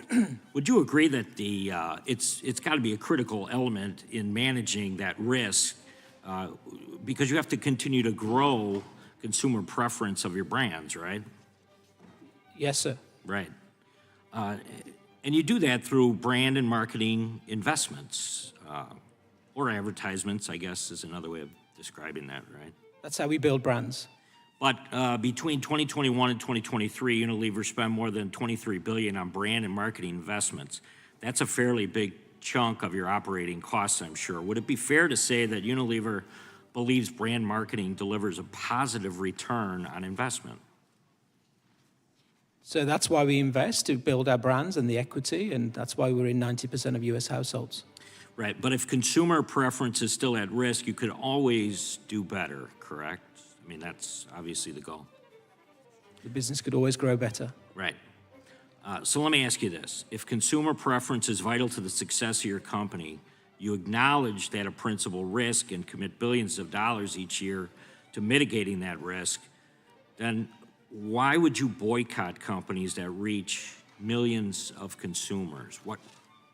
It doesn't make any sense. You've got this goal in place, you're pursuing it, but yet you're still pursuing boycotts. So we don't boycott. We have a clear internal process. Our brands have jobs to be done. We have target audiences that we look for our brands. Actually, 80% of our marketing spend goes between 18 and 49-year-old women because they make 80% of the purchasing decisions for our business. And that's how we set our choices on investment. What's right for our brands to give us the best business return on investment. What about Twitter? Has there been any boycotting of Twitter?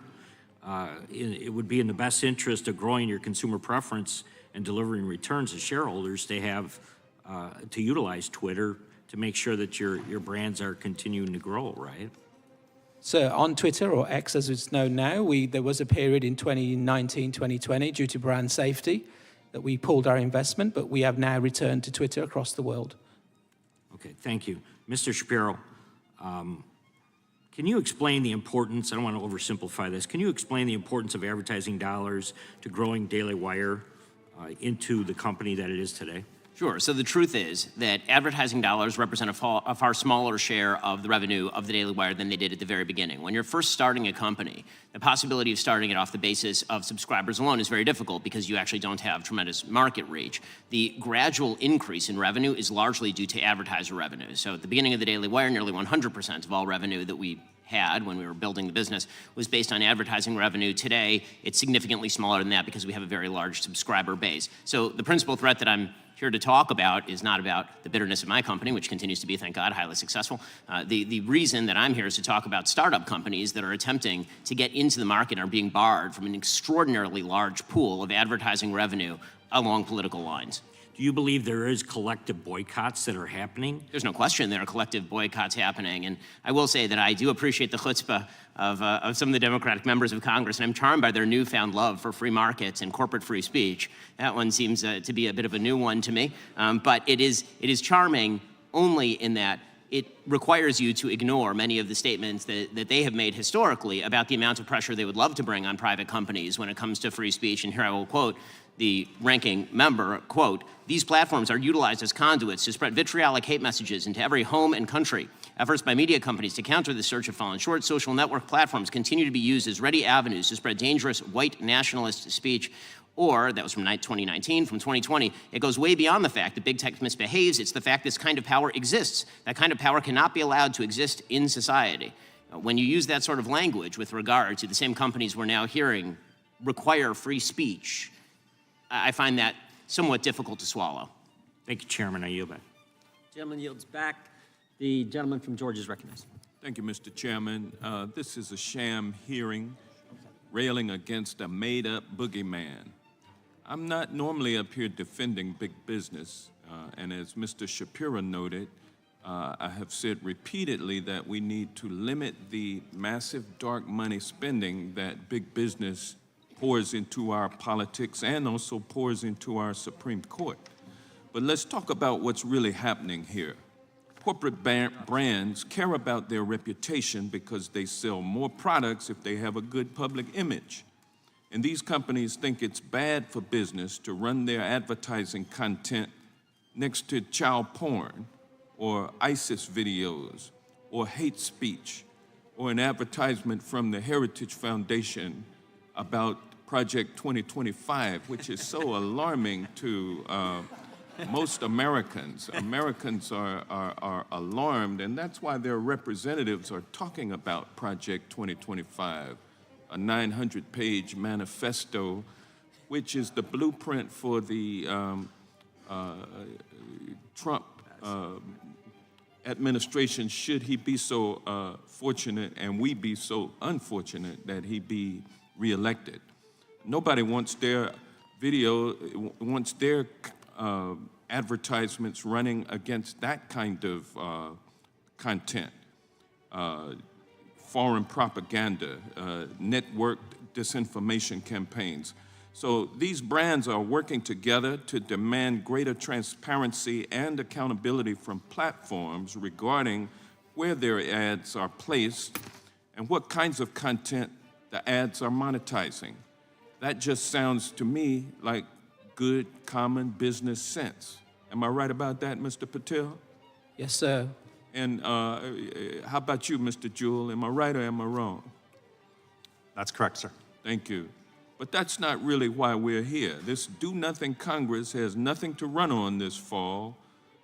They started out this Congress with 15 rounds of voting to elect a speaker, and then they promptly proceeded to throw the speaker out, and they wasted another 3 weeks trying to put in another speaker. MAGA Republicans have given us 2 years of dysfunction. 2 years. And they don't have anything to show for it but a few rabbit hole investigations of the Biden corrupt crime family, allegedly. $20 million in taxpayer money spent between 2 committees investigating the president with the aim of impeachment, and we saw where that went. So they have nothing, absolutely nothing to show for their dysfunction.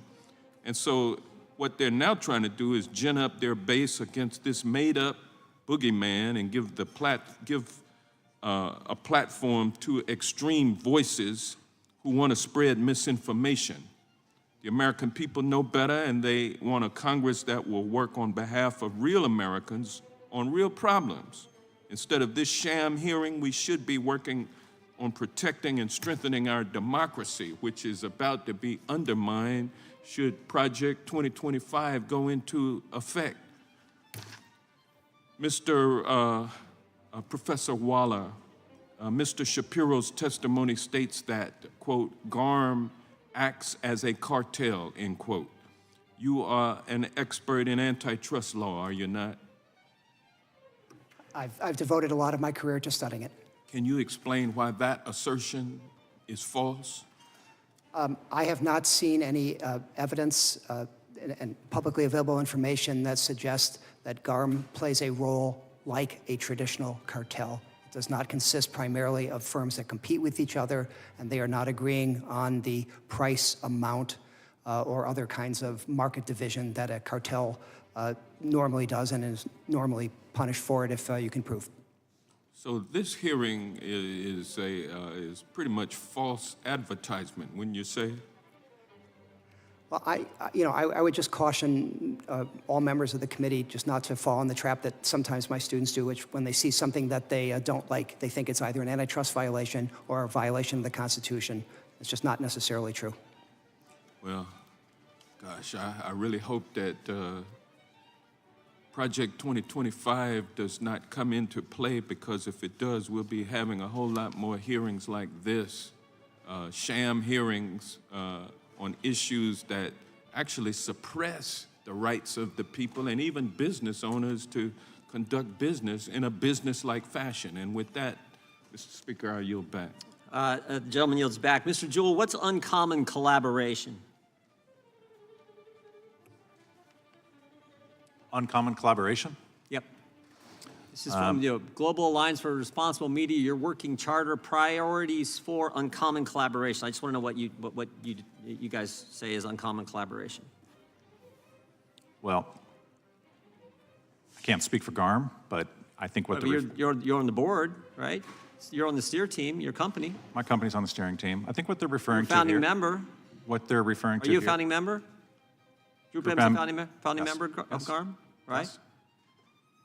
So I'm asking this is your charter, your working charter. What's uncommon collaboration? I believe what they're referring to is a cross-industry collaboration between agencies, brands, technology companies, ad tech companies. Well, that's all warm and fuzzy, but here's what Mr. Rakowitz, the guy you guys hired to run GARM, here's what he says. Uncommon collaboration is competitors working together. Competitors working together to rise above individual commercial interest. Uncommon collaboration needs to be understood as the industry coming together, putting aside competitive concerns. Mr. Waller just said we don't have a cartel here, but that sounds a lot like a cartel to me. Would you agree?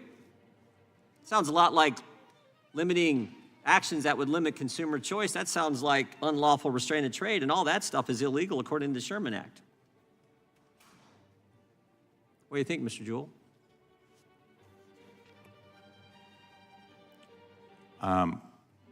What's the question? Sorry. The same question. You're trying to tell me. I asked what uncommon collaboration is, which is from your working charter, GARM's working charter. And Mr. Rakowitz defines uncommon collaboration as rising above individual commercial interests. I thought a company was focused on their commercial interests of their individual company. Sir, GARM is used for a framework and definitions to try and make order of something that quite honestly had no order to begin with. Well, here's what GARM did. Here's what it looks like, I think, in practice. Can we put up let's put up the email from Mr. Montgomery, who works for Mr. Juhl's company. Email about Breitbart, the Daily Wire, and Fox News.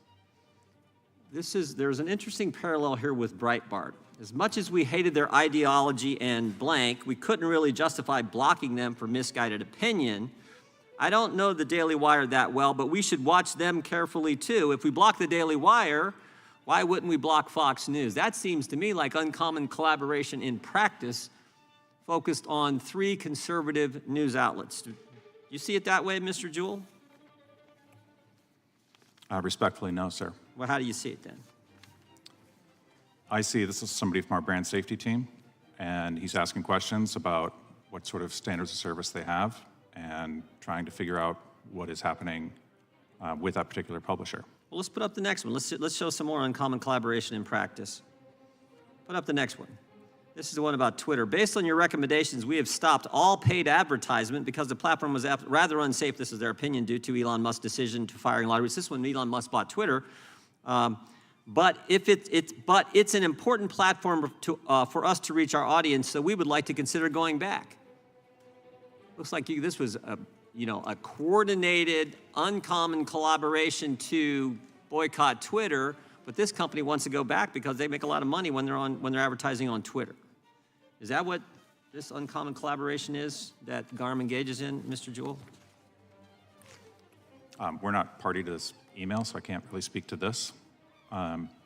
We actually have been big supporters of Twitter and X. Recently, 2 weeks ago, we met with Mr. Musk, introduced her to our advertisers. To be clear, we want more choice in this industry, more places to create trusted brand advertising. Mr. Shapiro, it's been cited several times. I think Mr. Nadler said this in an opening statement. A number of other people said that they come together, they collaborate, they collude, they come together because they don't want to be advertising on sites where there's terrorism, piracy, harmful images of children, or other crimes on those associated with those websites. Any of that activity take place on the Daily Wire website? No, it most certainly is not.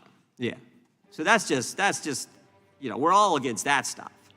What we're not for is this colluding, this collaboration to go after to limit advertising because you don't like their ideology, you don't like their politics. That's what we're focused on, and that's exactly what's going on out there. And frankly, as you said in your opening statement, anybody can see it.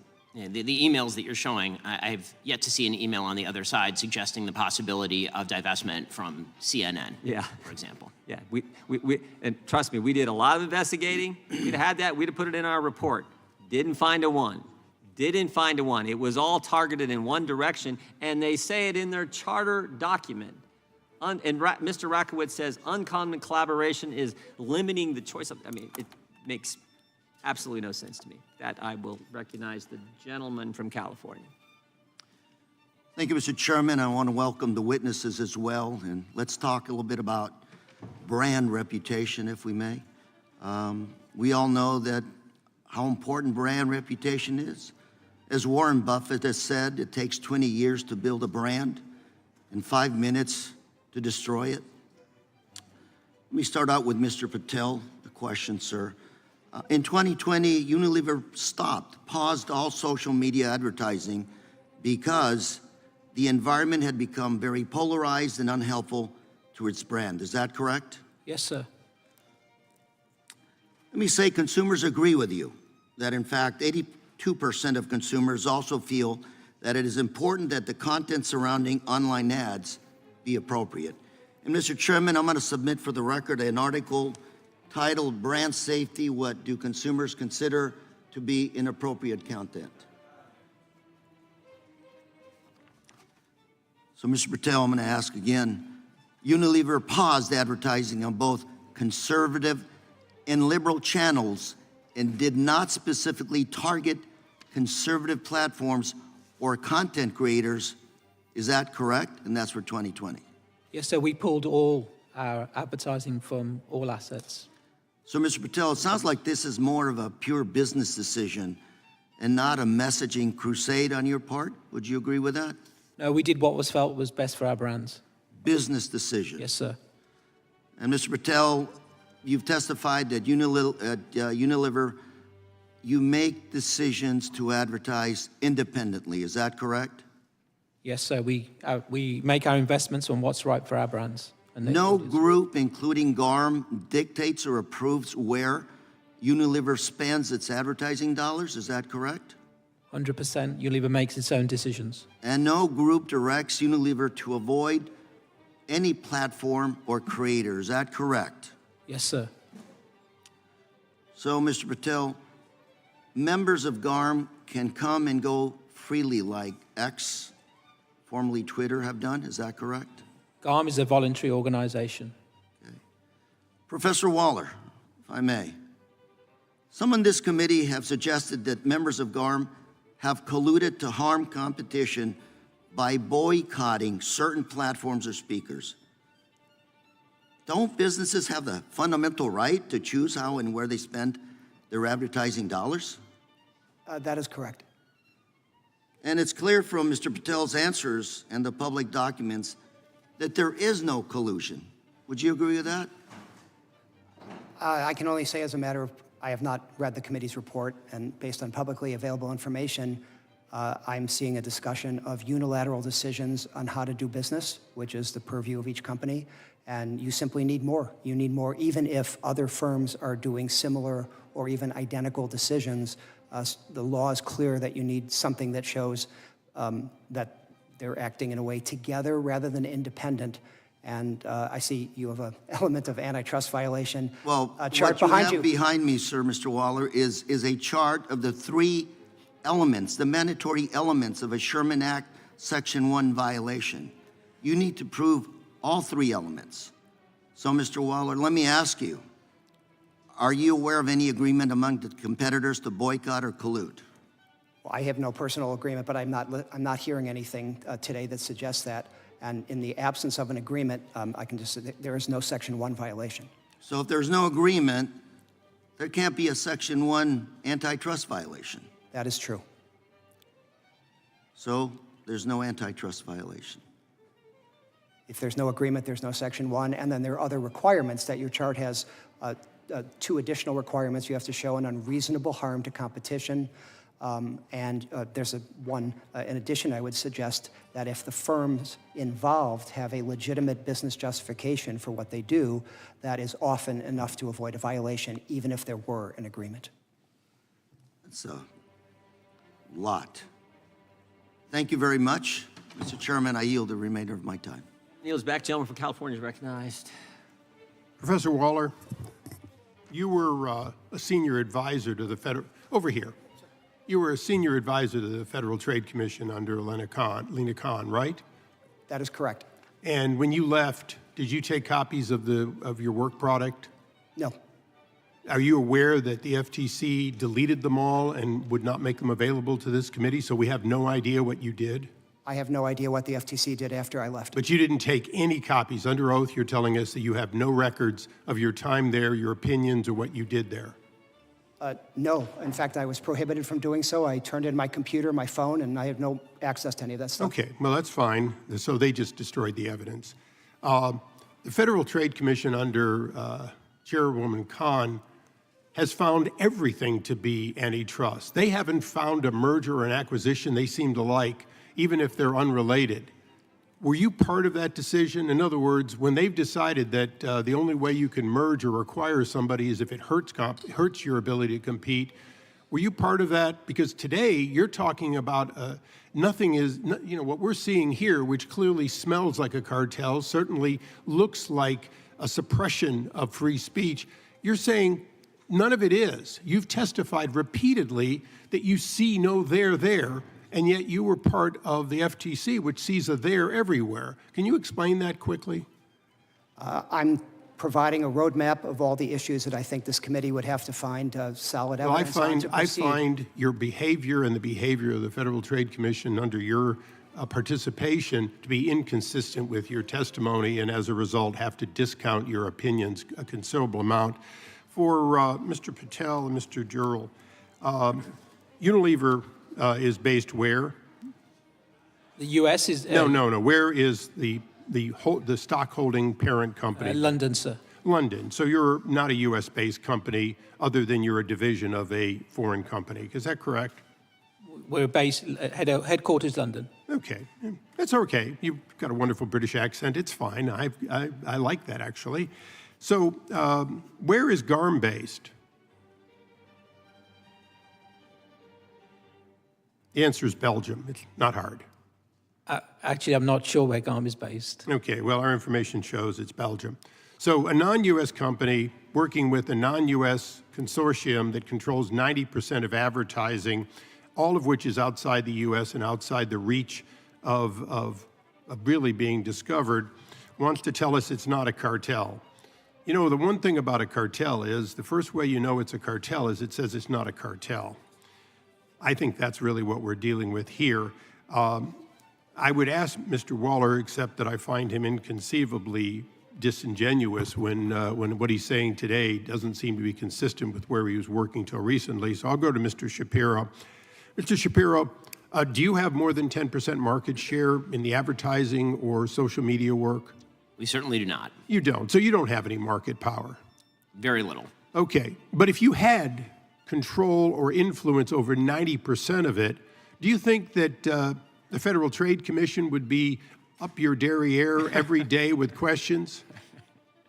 I didn't use the Yiddish term because I was afraid. Even as things currently stand, I overpay my taxes. Okay. So basically, what we're dealing with here today is you, Fox, the others, don't have individually enough market share to have market power so that you can control a market. But clearly, GARM's influence does have 90% of the advertisers, and according to everything we've seen, you've been blacklisted by them. That seems to be the case.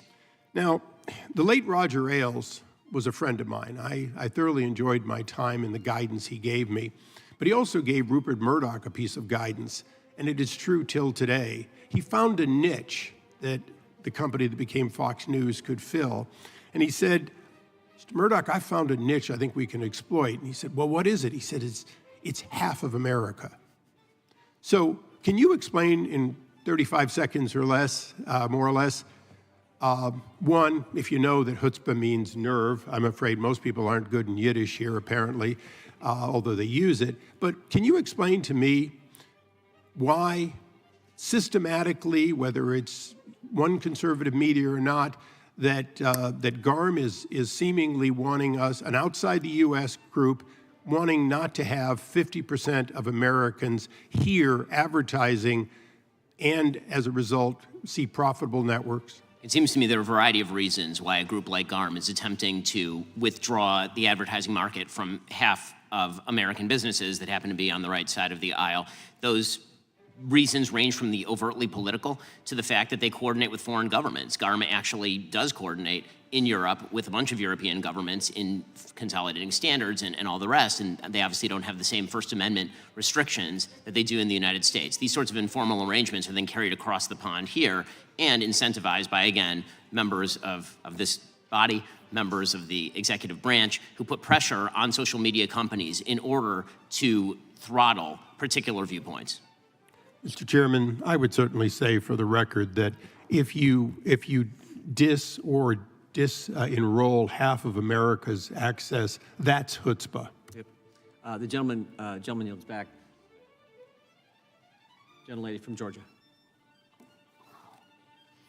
Thank you, Mr. Chairman.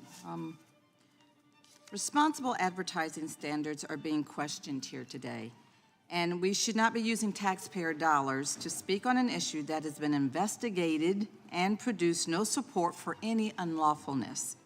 We need to trust the facts that we have gathered, not chase conspiracy theories or force companies to make investments against their will. There are so many issues that we could be focusing on here today that would actually kind of save millions of lives, such as gun violence prevention, or better serve the American people and make a positive and meaningful difference in the lives of those that we are sworn to serve. We could focus on measures to reform our prisons and protect our children from online violence, or we could make a good faith effort to protect the First Amendment. We have urged our colleagues on this committee time and time again to follow the facts and resist the urge to chase down unbiased claims for political clout. We should be using tax dollars to help the very people who pay them. Instead of some of my colleagues in the majority are wasting money so that they may spread falsehoods and distract the public from their inability to effectively legislate. And I want to thank each and every one of you for being on this panel today.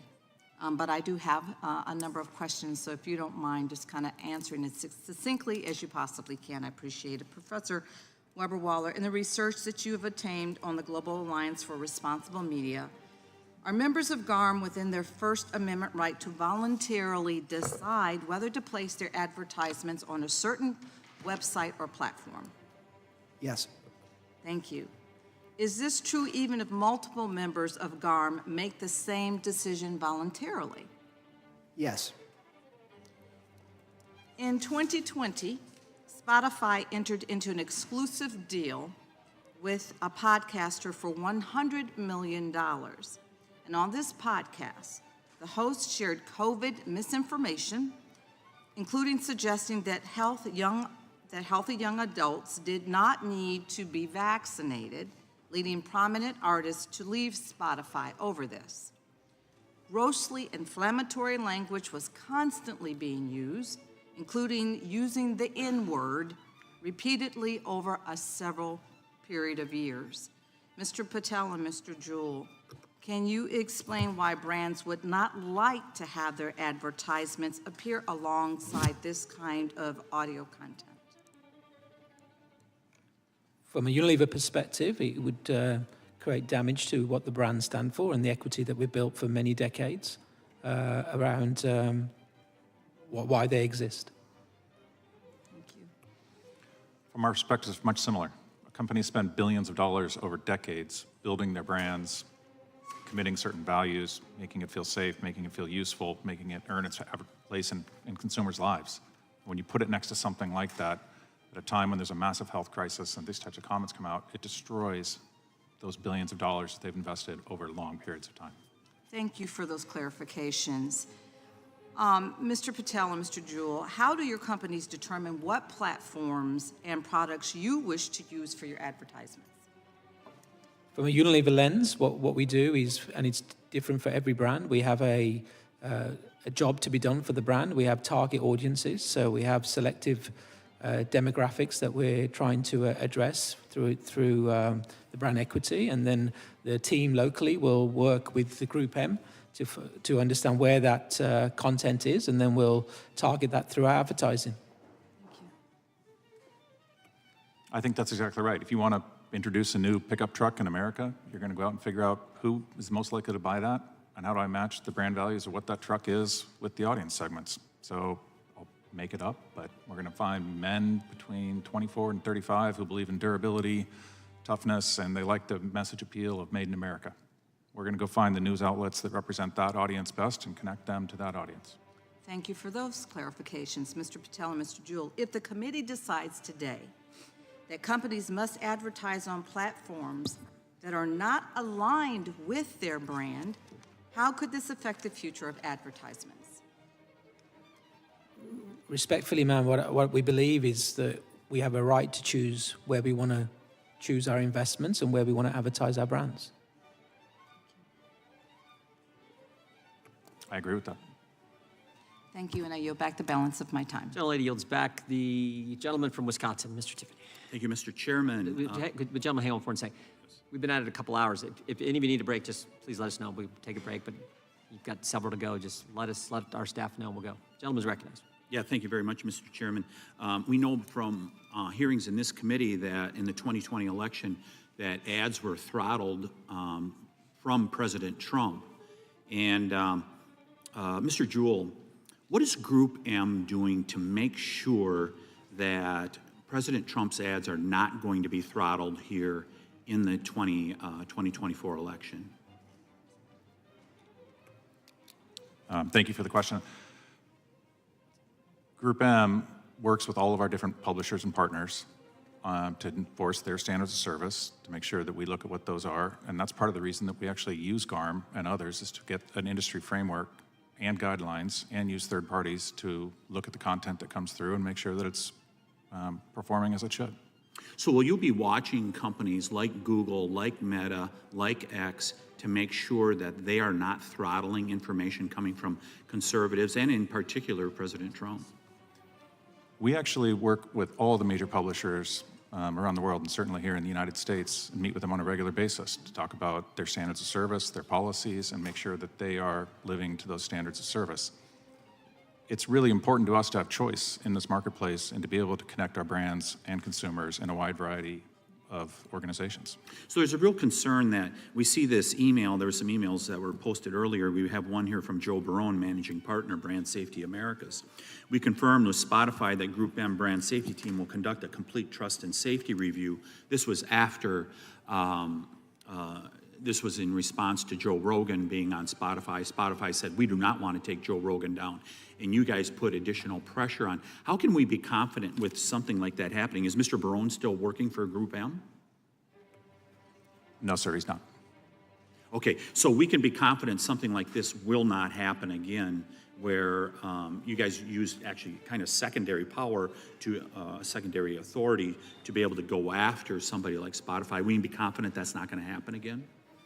Sir, we routinely conduct brand and safety reviews to make sure that these partners of ours are living to their standards. And in the case of Spotify, we didn't boycott anything, we didn't pull our spend. They continue to be a major media partner for us. We wanted to understand during a health crisis in America what Joe Rogan was talking about, and did it comply with Spotify's standards of service.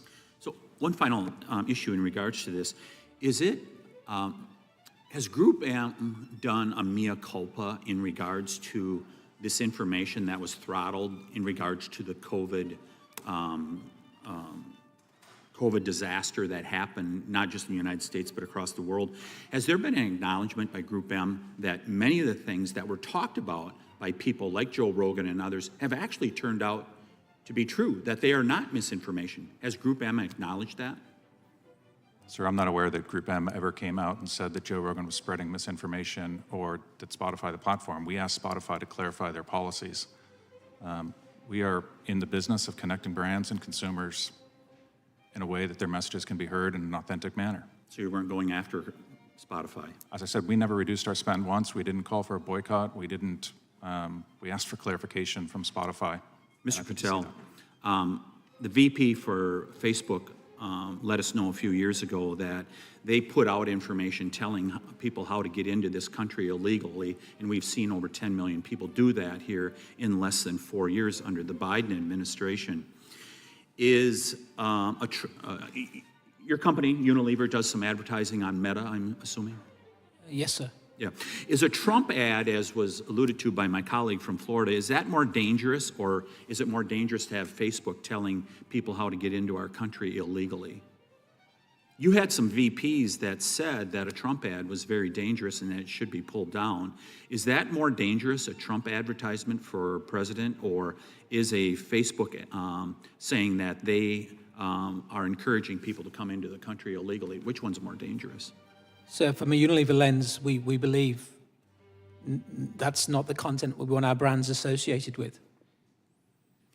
Will you stop advertising with Meta? Because they have encouraged people to come in illegally. I mean, if you took an ad like that out in the newspaper, you'd be in big trouble. It seems like the same thing should happen to Meta. They're breaking the law, telling people to come into this, telling people how to come into this country illegally. Will you be dropping your advertising from them? So that's why we work with GroupM and different partners to ensure our brands appear adjacent to the content that we're targeting for the audiences that we are. But hasn't GroupM failed you then? They did not find out that they're actually encouraging illegal activity. Shouldn't GroupM be telling you that, hey, there's a problem here? So that would be, we also have verification within our own organization to see where our assets are appearing. So it would be picked up in the system. I wish I could do some more follow-ups, but I'll yield back, Mr. Chairman. Gentleman yields back. Mr. Swalwell. Thank you. Mr. Shapiro, thank you for joining us today. I think it is important that you're here as one of the leading conservative voices in the country, and the country has, in the last couple weeks, talked a lot about and Googled Project 2025. It's one of the most Googled search terms right now. And you're not going to get any censorship from me. So I just wanted to know, from your perspective, I think it would help us understand, on just like a scale of 0 to 100%, how much do you support Project 2025? I think, like President Trump, I haven't looked all that deeply at Project 2025, but it seems that Democrats on this committee, sort of like Peter Pan and Tinkerbell, if they say Project 2025 enough, their presidential candidate becomes alive again. And so, well, let's just talk about pieces of it, and I guess you can tell me if you support it. You probably want less bureaucracy, right? I do. I want less bureaucracy. You want more efficiency? I do. I want more efficiency. You want taxpayer money spent wisely? I do. Congrats on becoming a Republican. Yeah. Yeah. My parents would be proud. Mass deportations, it calls for that. Do you support that part? I support the deportation of any illegal immigrant who is in the United States who is not of benefit to the generalized American public. So if they're picking agriculture that puts food on the tables of everyday Americans, they've never committed a crime inside the United States, they didn't come across with documents, should they be deported? If they have not paid taxes and if their draw on the taxpayer benefits are larger than the contribution they are making to the economy, or if they're involved in criminal activity, they should be deported. How do we measure that? The same way that the IRS measures my income every year. It seems like if the IRS can track down every aspect of every receipt that I've ever submitted, and So they can do so for hundreds of millions of other Americans, they can do that for illegal immigrants as well, except for the fact that no one knows how many are in the country thanks to this administration. So you would be cool with creating a system where they could pay those taxes if they wanted to, and then stay and work and put food on our table? It depends on how long it would take for them to pay the taxes, and they would also have to go presumably to the back of the line, although I'm not sure why I'm testifying about immigration policy at this point. How about banning the abortion pill? That's part of Project 2025. Do you support that part? I think that that's a state-by-state issue on a personal level. I'm just asking you. Sure, I'm a fully pro-life person, which means that I'm not in favor of the distribution of the abortion pill. Banning same-sex marriage, what about that part? I am in favor of traditional marriage between a man and a woman, and I'm perfectly fine with anyone having any sort of voluntary sexual arrangement they seek. That's a different thing from whether the government should attach benefits to that personal relationship. But you think it's a sin to have same-sex marriage? I mean, I'm confused. Are you asking me as a religious Jew what I think about biblically? I'm just asking, is it a sin to be gay? Is it a sin to be gay? I mean, how long do we have here? 2 minutes? I mean, if the basic idea is that sexual orientation is up for government regulation, I'm not in favor of the government regulating the private consenting sexual activity of adults. That is a different thing, once again, from whether the government ought to engage in actual benefits for particular sexual arrangements that adults make. But again, just you to me, is it a sin or not? From a religious Jewish perspective, orientation is not a sin, but activity is. That's also the same perspective of most major religions, so far as I'm aware. Okay. And how about cutting Social Security? Do you support that part of 2025? I'm not sure what Project 2025's position on Social Security is. I'm in favor of the restructuring of Social Security along the lines of privatization and lowering and increasing the retirement age, because you, as well as every other congressperson, knows Social Security is going to go bankrupt, and yet everyone seems to have an interest in lying about it for the next decade and a half until we have to take austerity measures or radically increase inflation or taxes.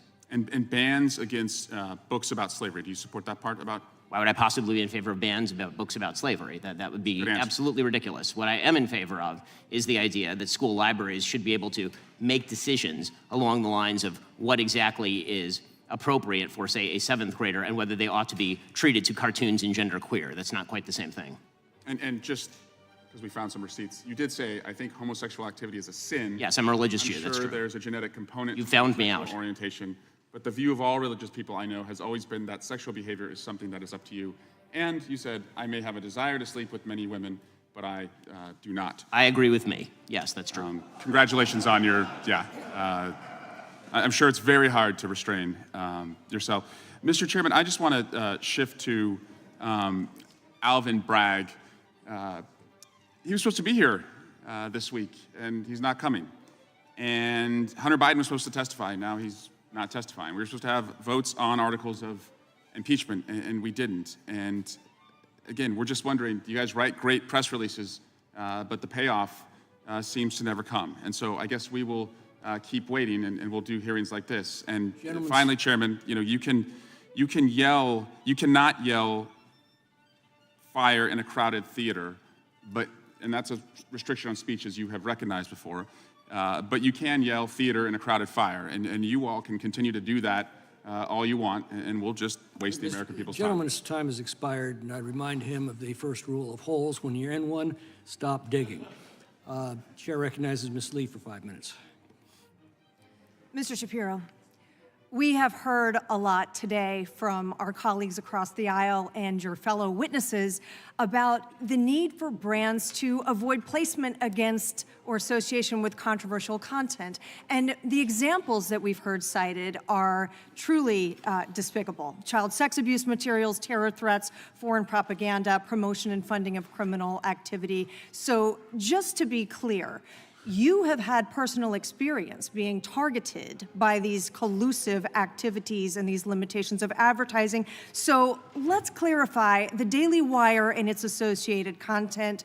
Do you include any child sex abuse materials on your website? No, we certainly do not. Do you promote terrorist activities or ISIS videos? No, we certainly do not, unlike some members of the Democratic Party who seem to Do be. you promote or one fourth fundraise for criminal conduct? We do not. Do you share foreign propaganda? We do not. In fact, Mr. Shapiro, is it not true that the Daily Wire website, associated content, and social media involve none of those things and are instead a reflection of mainstream conservative ideas and thought? That is correct. I'd also like to discuss the concept of advertiser engagement and return on investment. Do you have any knowledge or information about the level of audience engagement with advertisers who do choose to advertise on your platforms? Thank God we have extraordinary levels of advertiser engagement with our audiences, which is why we continue to maintain a significant ad presence despite the obstacles we've discussed today. And if an advertiser were making a market-based decision, do you have a decision based on actual economic input and engagement with the content consumers? Do you have any information or opinion about whether that return on investment is a good one if they engage with the Daily Wire?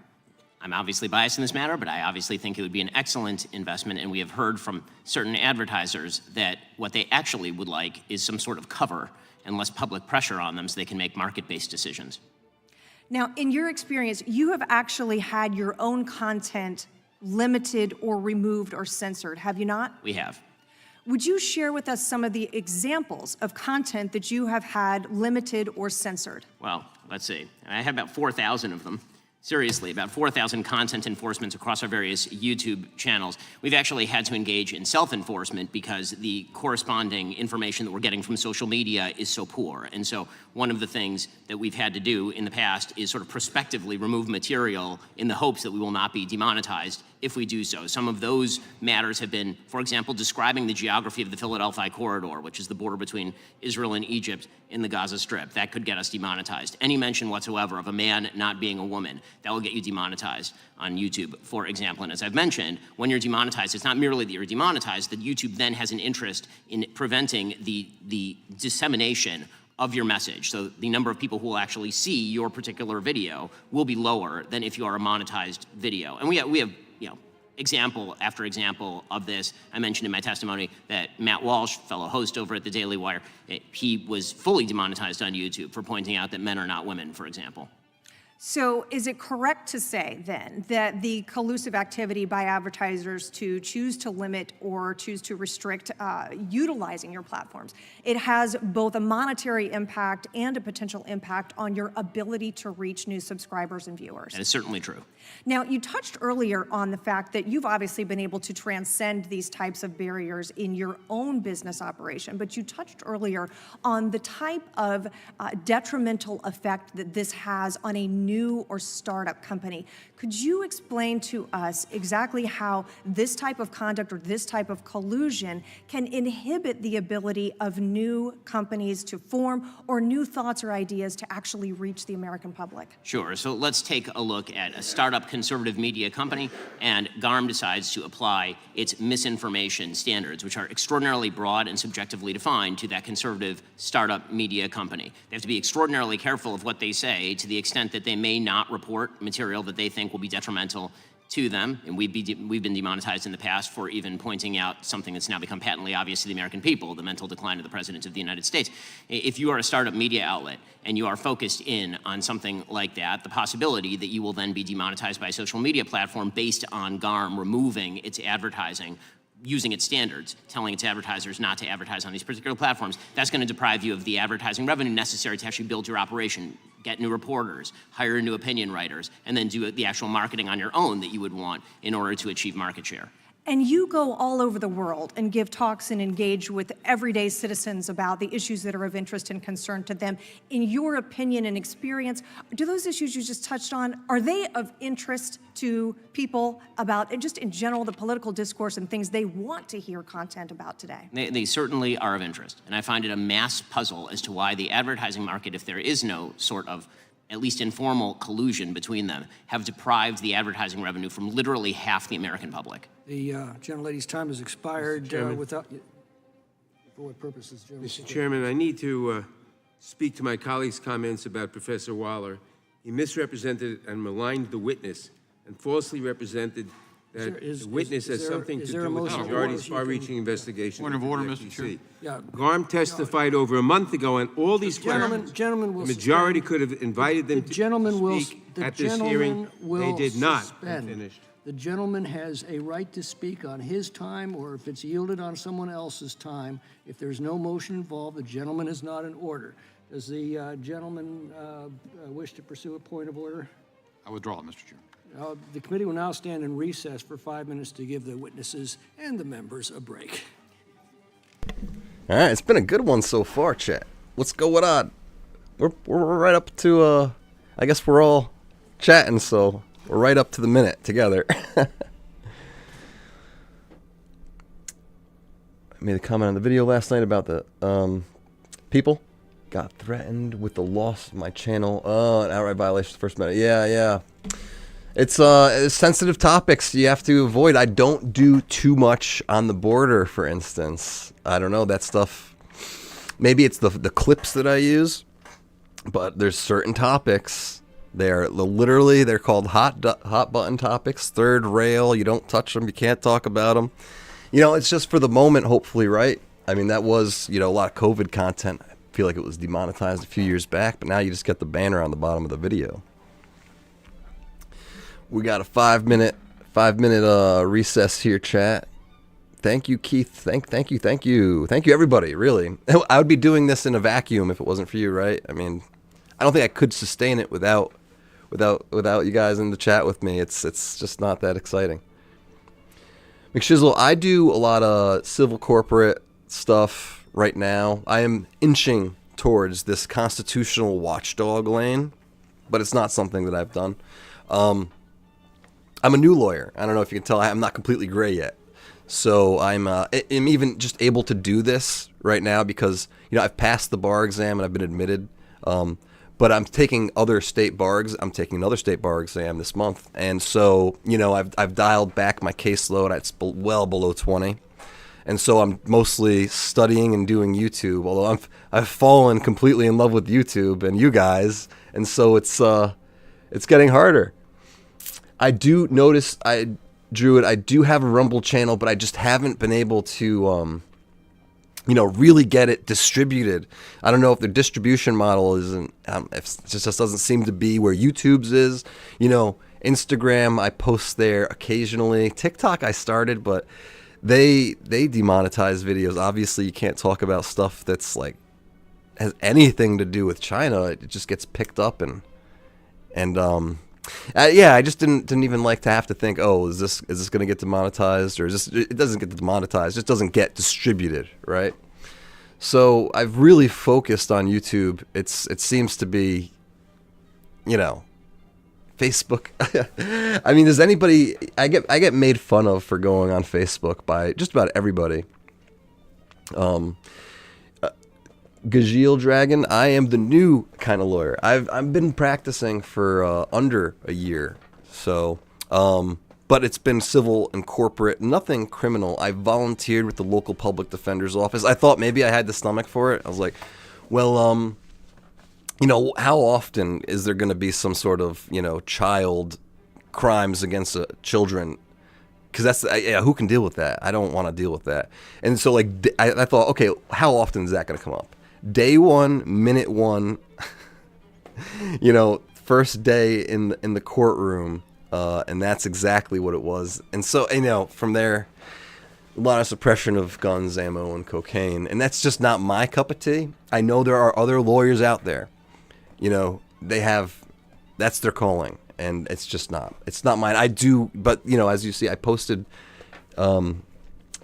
Gideon's Trumpet, the book, which is basically, you have the right to an attorney. You hear that in the it's enshrined in the Bill of Rights, and it's also you hear it when you get your Miranda rights read to you. You have the right to an attorney, which it wasn't really. You had the right, but it wasn't an enforced right up until Gideon came along, and basically represented himself all the way to the Supreme Court. He kept appealing and appealing and appealing, saying, I needed a lawyer during this crucial time during my trial, and I wasn't afforded one. I wasn't given one, because back then you had to meet a very specific criteria to get that lawyer if you couldn't afford one. There was like it's like anything else the government does. You check all these boxes, and you check the wrong one, you're not getting it. Something like that. So he appealed, and he did it handwritten appeals, but well written from my memory, what I remember from the book.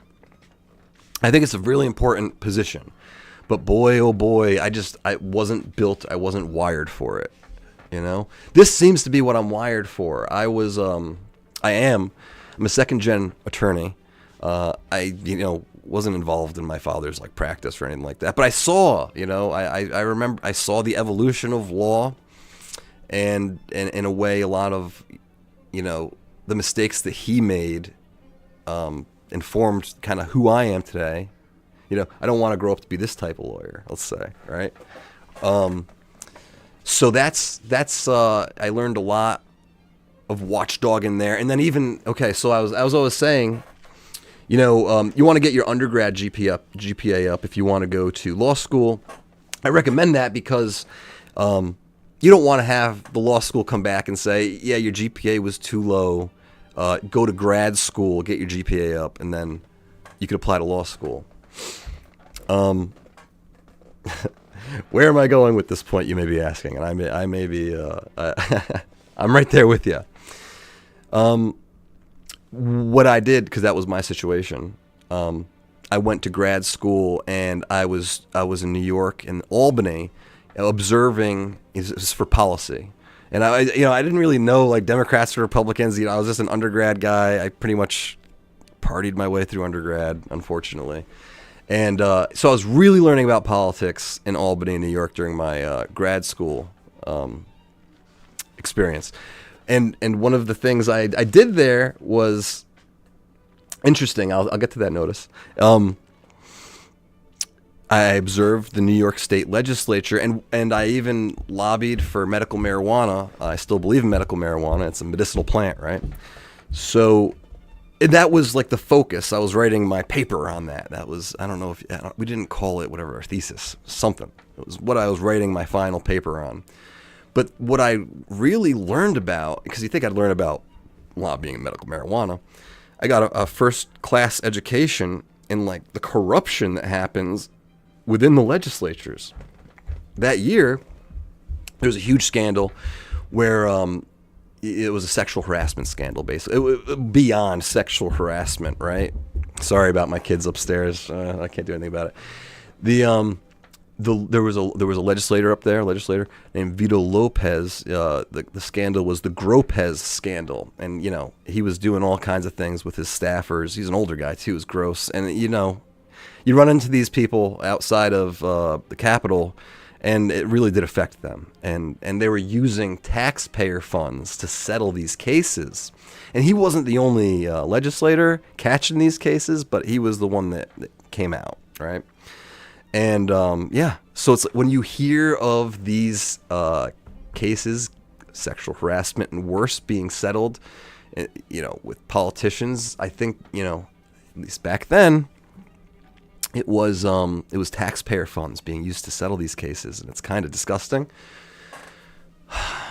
This is all a very long way of saying I went to school to get this education. I thought it was going to be in like lobbying and learning how to get get a bill passed type of thing or change law. But I really ended up doing a lot of, ethics related work. And so that may have put me on this path that we're on today. I would just go there and sit in the gallery and watch these proceedings. I was affiliated with medical marijuana. As I said, one of the other ethical issues that bubbled up, which was funny, it was a representative named Katz. And the whole reason I got to this position or station was because I just lived close to the Capitol, and I was in with the medical marijuana, the lobbying group. I lived so close to the Capitol that when they needed someone to do the news, there was no one closer than me, and they would call me occasionally and say, hey, could you do this interview, talk about these things? And so I became, in 2013, more or less the face of medical marijuana in New York. It didn't pass until the next year, so, interpret that however you want. Maybe I wasn't that good.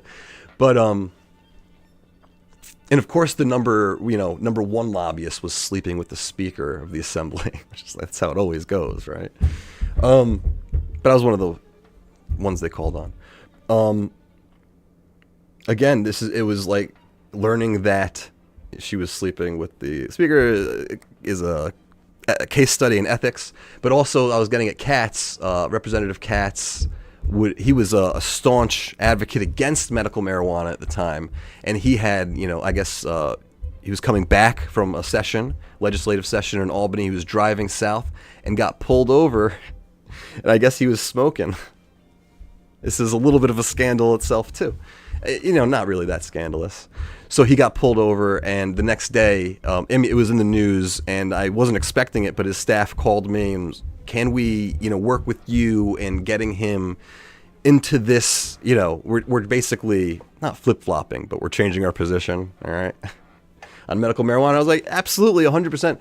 We are happy. We don't care the circumstances under which you're changing your position. We're just happy to have you change your position. So that was, that's where my position comes from. Medical marijuana is a medical thing. I don't know if it should be recreational. A lot of the people who were lobbying alongside me, doctors and other lawyers, I was not a lawyer at the time, they would always say the same thing. It's an ancient medicinal plant. An ancient medicinal plant. So that's why they convinced me, I guess. They convinced me it's a medicinal plant from my perspective. So, went there, classic grad student studying marijuana, but it didn't get an education in that. It was an education, that year was an education in ethics. And in fact, I had already decided, like I said, I wanted to apply to law schools. My undergrad GPA probably wasn't as strong enough as it should have been. And it came up time and time again in these meetings, not necessarily always with the legislators, but their staffers too. Oh, are you a lawyer? And back then I wasn't. And I was, no, but I'm in grad school. But they would always tell me, it was almost like they're on the same page. It's like, well, with that law degree, we'll take you just a little bit more seriously. And that was, I think that was part of the impetus too. So, you hear that time and time and time again. Finally, it sinks in. I was thinking maybe I can get away with not going to law school, just doing this. But yeah, I don't know.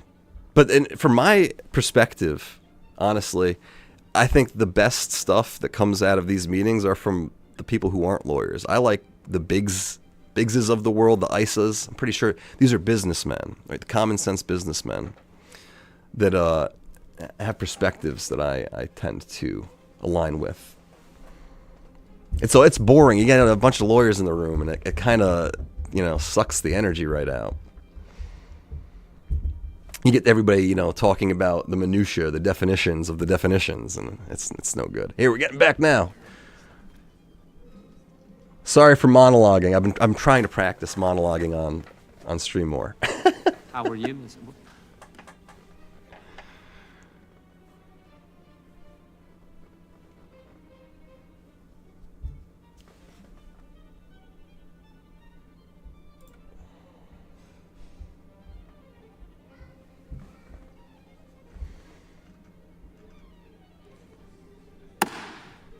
Committee will come to order. The chair now recognizes the gentlelady from Pennsylvania.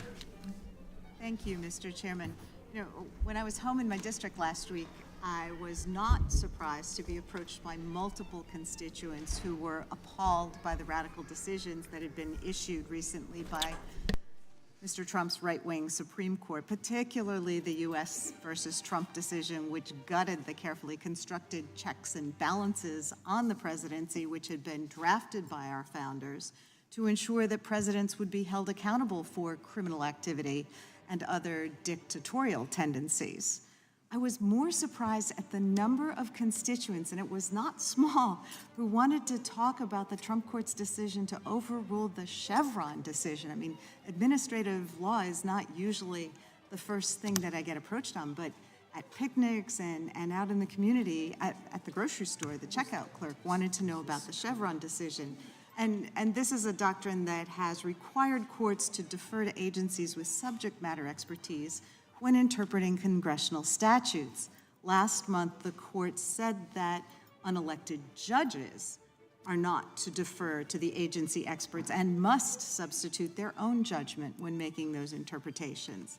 And at the same time, the court removed time limits for challenging agency regulations. So as my concerned constituents realize, these decisions seriously destabilized and damaged our regulatory system. But after all, that is one of the chief objectives of the Trump transition plan, known as Project 2025, and it is wholly supported by the House's MAGA majority and the radical Trump court.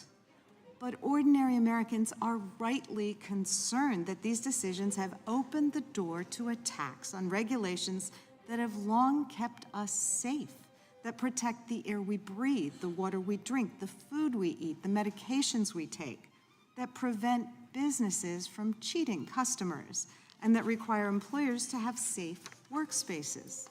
In addition to endangering American families, these decisions will introduce uncertainty into nearly every part of our economy. And over again, I hear from the businesses in my district, they want certainty. Businesses that have operated for decades in a stable, settled regulatory environment will now have to adjust to an unstable and ever-changing landscape. This will raise costs to businesses and will raise barriers to entry for new or small firms. In the wake of these radical decisions, Americans want to see their representatives discussing how to keep them safe. They want to see us supporting bills like the Stop Corporate Capture Act, which codifies the Chevron doctrine and strengthens the federal rulemaking process. This is what we should be discussing, not a podcaster's right to advertising revenue. But that's what judiciary Republicans want to spend our time and resources on. So we're here today to discuss whether conservative commentators and websites have the right to an ad deal.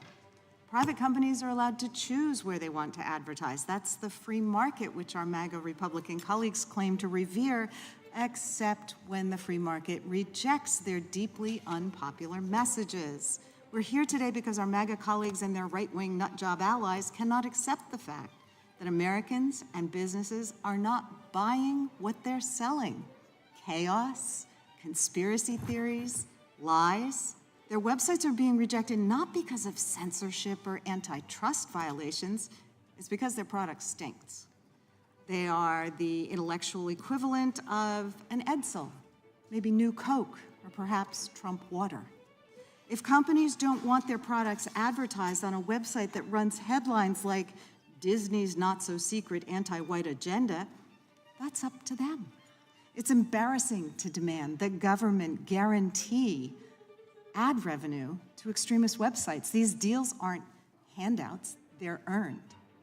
This Congress committee Republicans have used a corrupt interpretation of the Sherman Act to call any business activity they don't like illegal collusion. We saw the same nonsense at last month's hearing on responsible investing, or ESG, which many investment companies had implemented in response to consumer demand. Go figure. But this is how House Judiciary Republicans have repeatedly wasted congressional time and taxpayer dollars with absurd conspiracy theories, ignoring the results of their hearings and then making wild claims. Mr. Waller, we hear a lot in this committee about weaponization. Can you speak to how antitrust law is being weaponized in this hearing for political purposes? What I can talk about is I've written and published and expressed concern going back several years about the misuse of antitrust for political purposes. Antitrust, and I used examples from both the prior Democratic and prior Republican administrations. Antitrust works best to preserve a competitive marketplace, to stop the abuse of power by dominant firms, and prevent mergers that are likely to be harmful to consumers, labor, and other groups and suppliers. And that is not a Democrat or a Republican issue. That is just how the law's been for 130 years. Okay, thank you. Thank you for your expertise. I yield back. Gentlelady yields back. Gentleman from North Carolina is recognized. Thank you, Mr. Chairman. Mr. Shapiro, I was struck by another example of what you described earlier accurately as projection in Mr. Swalwell's comments. The Democrats today are expressing solicitude for and chastise the majority for chilling the sacred expressive rights of multinational conglomerates based in foreign capitals, but interrogate you about the intricacies of your religious beliefs on sexual morality. I apologize on his behalf. If it were genuine, I would sympathize with the objective of keeping famous brands out of controversy, that they stick to sports and entertainment. But the World Federation of Advertisers and their GARM that they've created, their members, they and their members continue to seek to involve themselves in highly controversial issues. Your colleague Michael Knowles in an article last year pointed out that InBev is a member of WFA.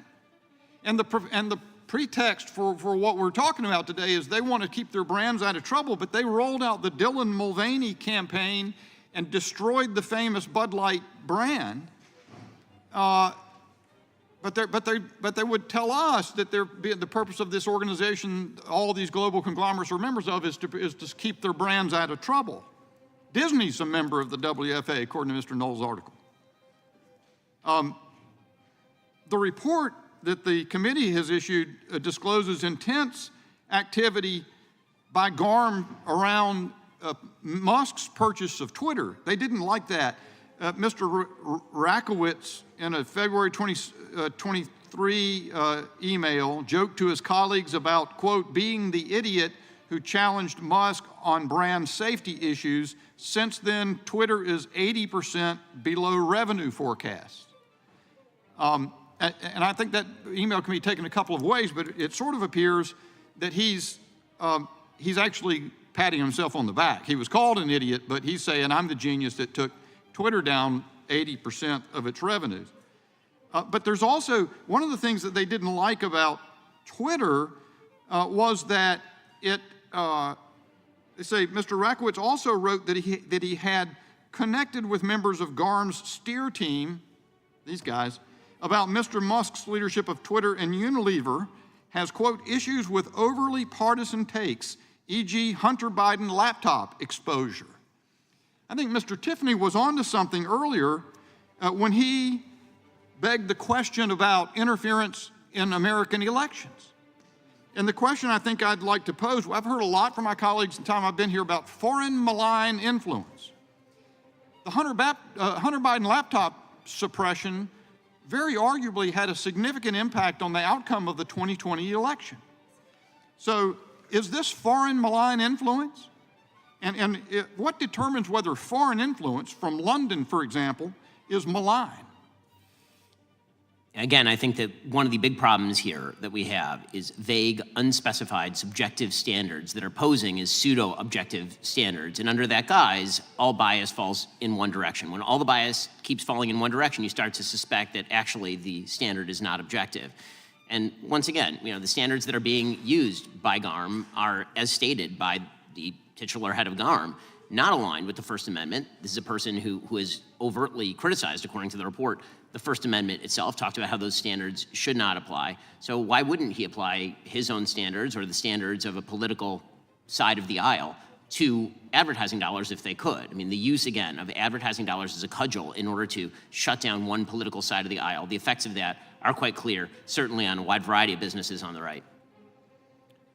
So is it then, whether or not antitrust law as it currently exists extends to that, if foreign government or foreign-based political actors with global reach are using their economic power to limit the expressive rights of Americans, or certainly to intrude on and affect our electoral processes by favoring one political side or the other, to the point of, jumping and saying we don't like the Hunter Biden laptop being exposed, is that not a legitimate object for Congress certainly to look at? And then should Congress consider the extent of its regulatory power to protect Americans' expressive rights? I mean, it's certainly quite dangerous when you have the EU working with GARM to set standards for what companies can and cannot advertise or should not advertise, while simultaneously attempting to regulate the social media companies that are largely the recipients of those ad dollars. What accounts for the solicitude of my colleagues, the Democrats, for the international conglomerates' expressive rights and their disregard for the expressive rights of ordinary Americans? Yeah, I mean, the hypocrisy is rather glaring. As I said earlier, the shocking adherence to free market capitalism and freedom of consumer choice on the left side of the aisle today is something to behold. They've invoked it almost as commonly as they've invoked Project 2025 today, which, frankly, I'm getting a little creeped out by. I think if they say it 3 times, then President Trump appears and challenges them to a golf match or something. It's like Beetlejuice. It would be funny if it weren't so strange. Thank you. Gentleman yields back. The gentlelady from Pennsylvania. Thank you, Mr. Chairman. And I thank all of our guests for being here today. Professor Waller, I appreciate you being here and sharing your time and your expertise with us on these issues of antitrust. And I thank you for setting this committee straight when it comes to, as you put it, quote, the consensus of understanding of antitrust laws by most courts and commentators. It's critical that we combat misinformation faithfully and communicate the state of our law. It is also critical that we not lose sight of how the content underlying this hearing impacts businesses and people. Especially, my focus is children and other vulnerable groups as our lives move increasingly online. I want to read just briefly from the charter. It says, we are committed to taking actions which better protect everyone, children in particular, online, and working towards a media environment where hate speech, bullying, and disinformation is challenged, and taking steps to ensure personal data is protected and used responsibly when given. That's a pretty critical mission. I care about that for my kids and my grandkids as we are all moving more and more online. Professor, what does your professional experience tell us about GARM's objectives and the need to safeguard against the worst kinds of online content, child sex abuse material, terrorism-related content, and deliberate hate speech or misinformation?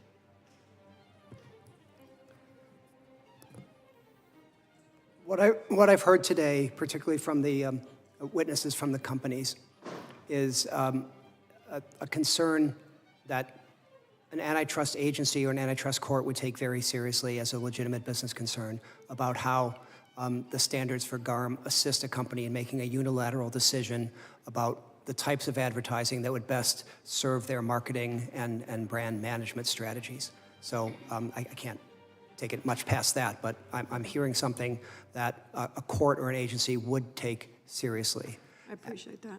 And Mr. Patel and Mr. Juhl, maybe you could help me here. From your perspective, if businesses were required to place ads on certain platforms, what would that mean for your companies? And if you're comfortable speaking to this issue that I just pointed out I care deeply about, what do you think it would mean for child sexual abuse victims and survivors? Mr. Patel. Firstly, what I would say is that telling us where to invest wouldn't be the best return investment for our brands and how to build the equity of our brands in the US would be the first response. We have a clear policy when it comes to where our brand agencies want. We don't want our brands to be near any harm. Like my testimony shared, there was examples of child abuse, etc., that brands like Dove should not be associated with and money invested against, quite frankly. Can you give me an example of that? An ad placement? Yeah, but I think two years ago, there was a Dove ad that was next to child abuse. We had a backlash, rightly so, from our Dove consumers to say, why would the brand be associated an adjacency to that? And that's why we do what we do on brand safety. I appreciate that. Mr. Juhl? I believe the question was around if I was required to advertise on certain channels. Correct. Would our impact be on that? That would be not great for our business, not great for free economy, not great for the brands that we represent that are trying to grow their own business. I mean, each brand and each product and service tries to connect with different audiences, and it's up to them. And some of the art of what we do, and honestly, the trillion-dollar media market that exists worldwide is about finding those audiences and how do you connect the brands with those people. To be forced into certain paths would sort of eliminate a free market.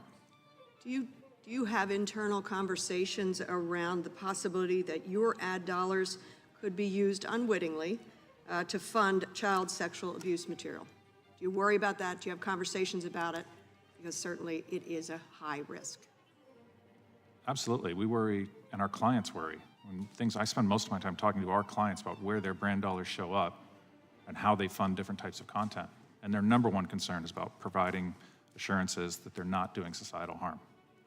Mr. Patel? Yeah, that's at the heart of the brand safety conversation. Absolutely. And that's what we ought to be focused on here. How do we protect the online world that we are all now in? Not just through the economy and through businesses such as yours, but how do we protect our children against this? That's where this committee ought to be working, not in the way we are today. Thank you all for your expertise. I yield back. Gentlelady yields back. Gentlelady from Indiana is recognized.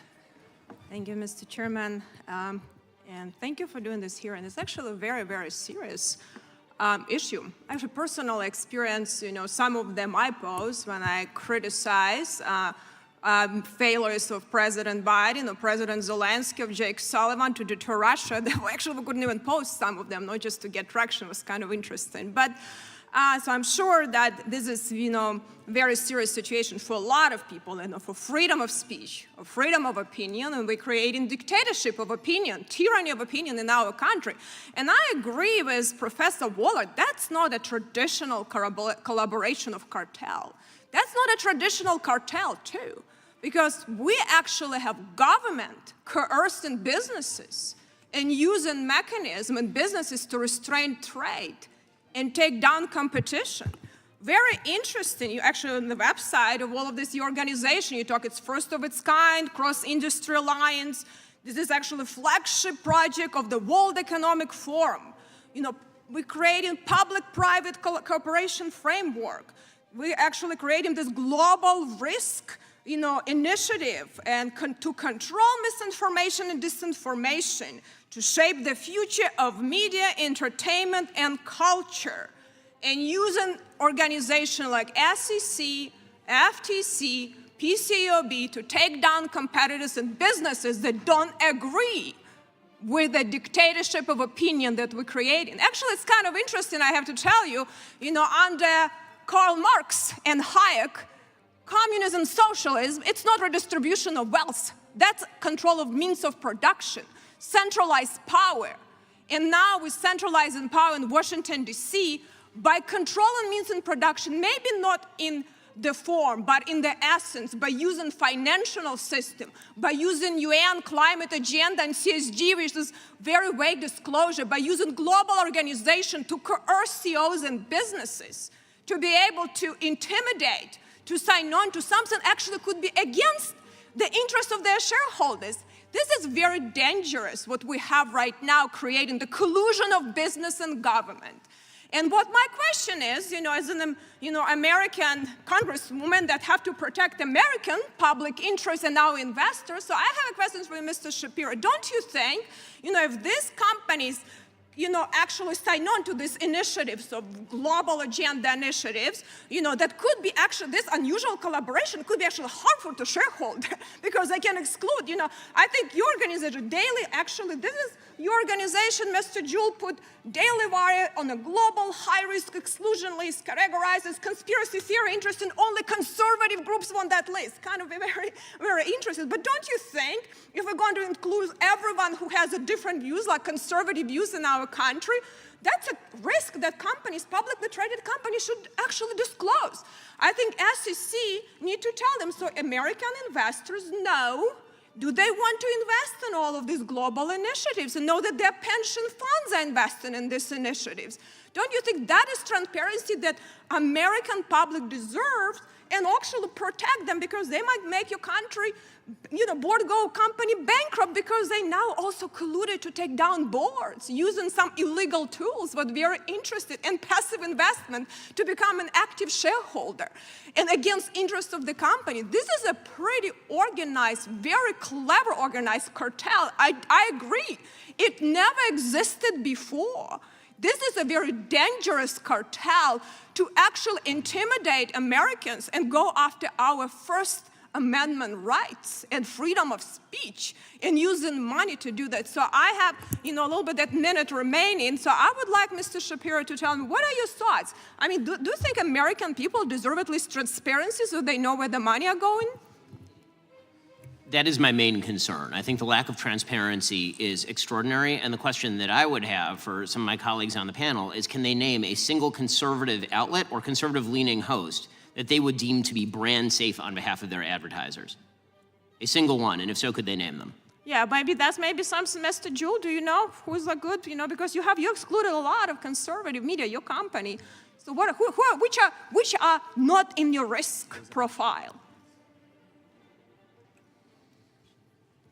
There are 600,000 sites in that exclusion list, and the vast majority of those are made up of illegal content, IP infringement, and we work very hard to make sure that we understand who those are and how we protect our brands from infringing on that. Well, do you have high level, with a lot of traction, liberal groups on that list? Give me some examples, or because I only see conservative ones. So which ones? MSNBC actually part of his interest. NBC, it's part of your cartel.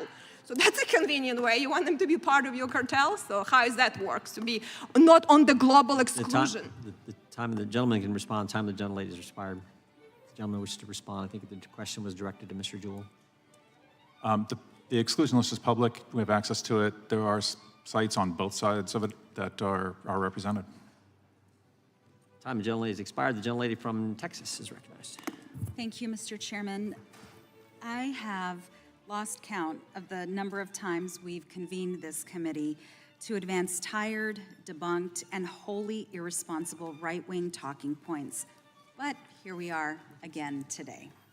This morning, my Republican colleagues are upset that private companies that prefer to not have their ads monetize online disinformation or disturbing content have established a task force to address their concerns. According to my Republican colleagues, these efforts harm conservative media. But let's be clear, this hearing is about Republican concerns over continuous drops in ad revenue on social media sites like X, formerly Twitter, whose CEO has done his best to make the site accommodating to hate speech, disinformation, anti-Semitism, adult content, and other inappropriate material since buying Twitter in 2022. Concerned companies have paused advertising on the site or walked away from advertising on X altogether to preserve their brand safety and their brand's reputation. This has angered my Republican colleagues who do not want companies to have the freedom to make decisions in their own best interests. Apparently, they now hate the free market, which is an incredible turnaround. I have a question for Mr. Juhl and Mr. Patel. One anti-Semitic conspiracy theory that has proliferated in certain quarters of the internet is the so-called Great Replacement theory, which claims that Jewish people are orchestrating mass immigration in order to replace the white population. Can you explain why global brands would not want their advertisements to be associated with publications or individuals who promote the racist Great Replacement theory? Mr. Patel, I'll ask you first. Well, first of all, we want to invest our marketing investment into the brands with the target audience that we go after. And that type of content wouldn't fit with what the brands stand for and what our consumers would expect from the brand. Mr. Juhl? As I said earlier, brands spend billions of dollars over decades building trust with consumers about the products and services that they bring to market. That's how they build their companies. That's what advertising does. If you then take that and put that next to content that is incredibly polarizing and divisive, think of the frame of mind of that consumer as they're looking at that. It's a bad association. We want to create good associations between products and services and the consumers. It's not about the content in terms of being conservative or progressive. It's about the nature of news and the divisiveness that exists right now. And so that's why overall news spend has come down to low single digits overall. It isn't about progressive or conservative. It's about the frame of mind and creating positive associations for our brands and our consumers so that they can have the productive conversations they want to have and continue the brand growth over time. And wouldn't you say it's also about your bottom line? Absolutely. And what would happen if, you've heard the debate happening here on this dais all day. You've heard the questions from my colleagues on the other side of the aisle. You can sort of see the intention and where they're trying to drive this conversation. They want to ensure that you are forced to do what they want you to do. What would that do to your brand and to your business and to your bottom line? Mr. Patel. So firstly, ma'am, it would severely impact the brand equity and what the brand stands for. As we've built these brands over decades and decades with substantial investment. Secondly, we would get a consumer backlash because they couldn't associate the brand with the content. And thirdly, the bottom line impact would be lost sales. And we're very proud to be serving 90% of American households today with our portfolio. I appreciate it. I'm running out of time. I'll just say this. You've heard a couple of members mention Project 2025, and there have been some jokes made about it, and we've seen some of my colleagues try to run away from it. The whole point of our bringing this up to the American people, and as we've seen today, is that there is an effort by our colleagues on the other side of the aisle to force their will upon the American public and American businesses, and it's terrifying. I yield back. Gentleman yields back. The chair now recognizes soon-to-be Governor of North Dakota, Mr. Armstrong. Well, thank you, Mr. Chairman. I didn't know we were going to talk Chevron deference. I didn't know we were going to talk consumer welfare standard and antitrust, which we have an entire FTC that has decided that is no longer the standard anymore. But I think sometimes when we talk about this stuff, it's when you live it and you do it. Mr. Shapiro, you're not asking Congress to force any particular advertiser to advertise on your show, are you? No, I certainly am not. And this isn't as simple, this debate and conversation we're having right now isn't as simple as an advertiser calling you and saying, hey, I'm not gonna re-up my next contract because my ad revenue is not generating what we're doing. That is normal course of business. It has happened from time to time. Yeah, and it's not as simple as, we could talk Schrenk and Brandenburg and fire in a crowded theater, but one of the times you can yell fire in a crowded theater is if you see smoke. Like, that's truly what the decision means. There's an imminence requirement. I've been off judiciary for a while. I haven't got to give my speech on fire in a crowded theater is not actually the law, but from there.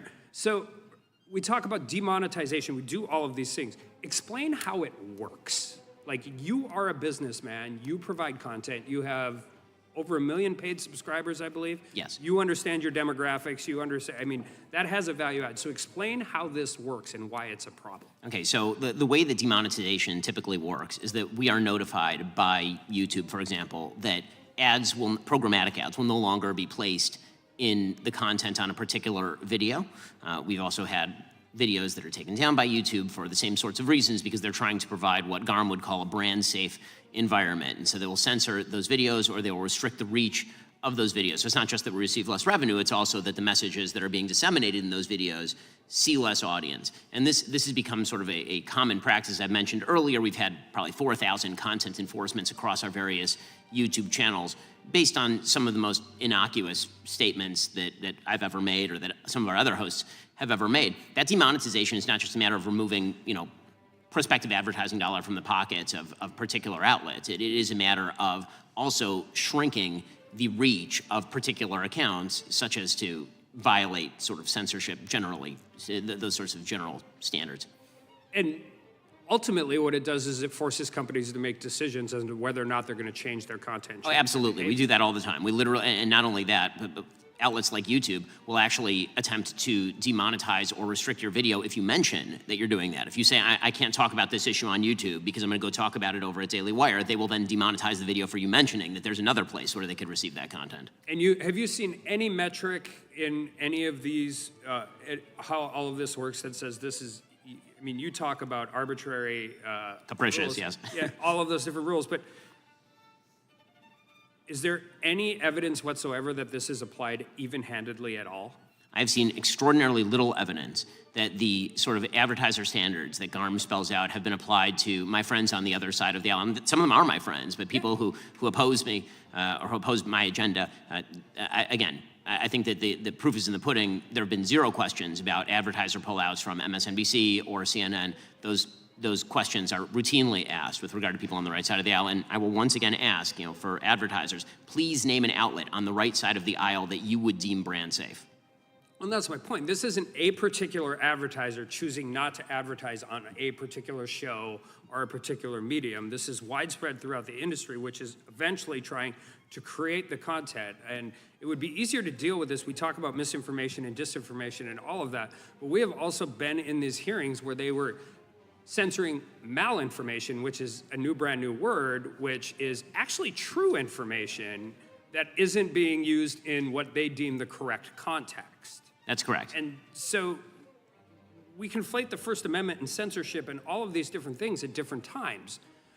But eventually where we have to end up here is in a space where there is the ability for people who have thought and have on the other side of the aisle to be able to participate in a marketplace in a way that is fundamentally fair. And I don't think advertisers are making these decisions based on where they're reaching the most customers. I think that there's a lot of fear that goes into it, and I think there's been a bait and switch that's been played by some members of the Democratic Party in going after social media companies and threatening a different incentive structure, suggesting that if they put their ad dollars the wrong way or set their standards the wrong way, they are going to be regulated, they're going to be targeted, and then the minute that anybody says that that's happening, then the answer is you're now putting pressure on advertisers. How dare you invoke principles of free speech while attempting to tread upon it? Yeah, and oftentimes they just hire former FBI agents to do the compliance in their own social media company. With that, I yield back. Gentleman yields back. Gentleman from North Carolina is recognized. Thank you, Mr. Chairman. I'd like to ask unanimous consent to introduce into the record a fake tweet sparked panic at Eli Lilly and may have cost Twitter millions. I have it right. Without objection. Thank you. And thanks to all the witnesses for being here today. I actually thought that Republicans were supposed to be proponents of the free market. But now I see I was mistaken because the majority of this committee appears intent on having independent companies run ads on their favorite conservative media platforms. And I hate to break it to my colleagues across the aisle, but companies' decisions not to advertise on conservative platforms, as we've heard today, is because they're concerned about being associated with the content on those platforms, and that content can hurt your brand and your revenue. And that's not an antitrust violation. That's the free market doing its work. It's also not an antitrust violation for these companies to be members of the Global Alliance for Responsible Media. They're not forced to do that. GARM is an organization that, as Professor Waller notes in his written testimony, does not appear to function as a trade association or even a traditional standard-setting body. Professor Waller also notes that GARM's members, for the most part, don't compete with each other. Rather, GARM's members are freely associating, a First Amendment right. It is explicitly protected by the First Amendment. So the majority and Mr. Shapiro allege that GARM is helping advertisers collude in violation of our competition laws. And I quote Mr. Shapiro, prevent anyone from disseminating information they don't pre-approve. However, GARM's members lack this kind of power. They're not gatekeepers for online information. And even if they did have this power, the revenue Mr. Shapiro's own company and popularity of his podcasts undermine this argument. However, even if there was collusion, which there is not, that could be protected by the First Amendment, by the right to association and the right to speak or not to speak. Isn't that right, Professor Waller? Because the Sherman Act was never intended to restrain First Amendment expressive actions like group boycotts. Is that correct? Yes. The First Amendment in antitrust operates more as a shield rather than a sword. And companies are allowed to work together or individually to seek governmental action, to persuade the public on matters that are of concern to them. And Professor Waller, even if it made sense to characterize GARM's conduct as a boycott, would that make any difference under the law? No, you would have the same issues that we've talked about. There would have to be an agreement. There would be you'd have to have some substantial harm to competition, and in general, you would have to have a lack of a legitimate business justification. Okay, so, and the courts have been consistent about this. Is there any kind of big split in the circuit, big controversy over this? Not that I'm aware of. Over the last 60 years, there was a time where if you called something a boycott, it would be treated as per se. And over time, the courts have just backed off and said, we really, unless it's part of like enforcing a cartel, it's really a case-by-case basis where you balance the harm against the justifications involved. And the situation with GARM and that's going on with advertising wouldn't even come close to meeting these antitrust standards? In terms of the publicly available information, what I've heard today, no. Okay. Thank you. I yield back. Gentleman yields back. Gentleman from New Jersey is recognized. Thank you, Mr. Chairman. Let me be clear at the outset here, because I've heard some words on the other side that don't make sense. Nobody here, and we all know this, I shouldn't even have to say it, nobody here believes in advocating for child pornography, for violence, for glamorizing harm to others, for human rights. We are supportive. Nobody here is anti-Semitic. And for that matter, X is not accommodating hate speech or pornography. They just they let everything be heard, everything that's in the free marketplace of ideas. And we are proponents. We keep hearing, oh, you're not proponents of the free marketplace. The very reason we're here is because we are proponents of the free marketplace. The very problem that you have in what you do is you are stopping the free marketplace, not only of goods and services, but of ideas. That's what America is based on, a freedom of ideas. It doesn't matter if you're conservative, if you're progressive, if you're liberal. It doesn't matter what you believe as long as you're allowed to express yourself and let the consumer of those ideas or those products be the one to judge what they want to do. You know, the whole damn thing sounds like some kind of grand conspiracy theory. It's like a bad James Bond movie. I can't believe it. A global cartel, and this is what it really is, the plain words. It's a global cartel controlling what we see, the news we consume, and the posts that we engage with. And the power isn't that you tell them, no, you don't go to an individual business and say, no, you can't do this. And they know very well that that's not what it is. It's the rating system. So businesses are busy being businesses. They look at a rating system, and if you get a low number, they figure you probably shouldn't advertise on there. It amazes me that conservative viewpoints get out there at all. It amazes me that this election is even close. It amazes me that people do have alternative ideas. Everybody have an iPhone, almost everybody does. Do you ever go to Apple News on the iPhone? I do all the time, because I want to hear what they're saying. 90-some% of the time, it is obviously, blatantly left. We should hear both sides. That's what this is about. Unelected, unseen, it's undeniably a true threat to freedom. GARM wields tremendous power. It controls, and you know this already, 90% of global advertising, almost $1 trillion. We have concrete evidence, we're not making this stuff up, of GARM organizing boycotts like the one against Twitter because of Elon Musk's acquisition, which the left used to love Elon Musk because he's electric cars, he's all about it. Now they don't because he believes in individual freedom. They also pressured Spotify to penalize Joe Rogan for expressing views on COVID-19 vaccines, despite not having a direct brand concern. But it was your concern. It's your ideas. You want to change America. That's the truth. You want to change America as we know it. It's not protecting brands. It's silencing dissenting viewpoints. Internal documents reveal coordinated efforts to demonetize conservative news outlets, Fox News, Daily Wire, Breitbart, simply because they don't align with your ideas, because you want to change America. This is blatant partisanship. It undermines the very foundation of our freedom of speech. It's everything what America is about, freedom.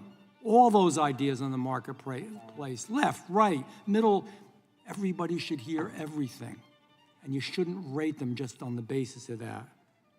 And we know in the up to the 2020 election, GARM members actively flagged and suppressed political ads from then President Trump as misinformation. There's so many questions, and I'm going to put them in for the record, but let me ask this. Mr. Shapiro, NewsGuard ranked leftist media organizations on average a 91, left organizations on a 0 to 100 scale, right-leaning organizations a 66. Can you name a few examples, and I know you can, of leftist news sites and newspapers who've published verifiably false stories, yet still receive a high grade from you all because you want to change America? Can you name some? I mean, the list is extraordinarily long, obviously. Yeah, CNN targeting the kids at Covington Catholic would be a perfectly obvious example in which they lost a massive lawsuit to one of those kids. The attempt to treat the White House's favorite talking point of cheap fakes with regard to the president's mental wellness as actual fact, which has been the sort of case for the last couple of weeks. That's leaving aside opinion hosts like Joy Reid, who routinely says things that are extraordinary, celebrating quote-unquote white tears. These sorts of things happen all the time on the left, but that has never amounted to a massive ding in the rating of, for example, MSNBC. Russian collusion, the idea that President Trump was himself some sort of Russian cat's paw, which was trotted out by the Democratic Party as well as the New York Times for literally years on end. And the list is endless, which is precisely why, if you look at the Gallup polls and levels of trust in media right now are at all-time lows. They were about 50% back in, say, 2005, and today they're south of 30%. There's a reason for that. They've blown out their credibility, but that doesn't seem to blow out their credibility with GARM or NewsGuard. Because they want to change America. I yield back. Time and gentleman's expired. The gentlelady from Vermont's recognized. Thank you, Mr. Chairman. Thank you to all the witnesses. I know you're all busy people. Appreciate your time here today. What I've gleaned from the hearing so far is that companies set up Global Alliance for Responsible Media out of common sense, out of business sense, out of the bottom line decisions, and not essentially about ideology.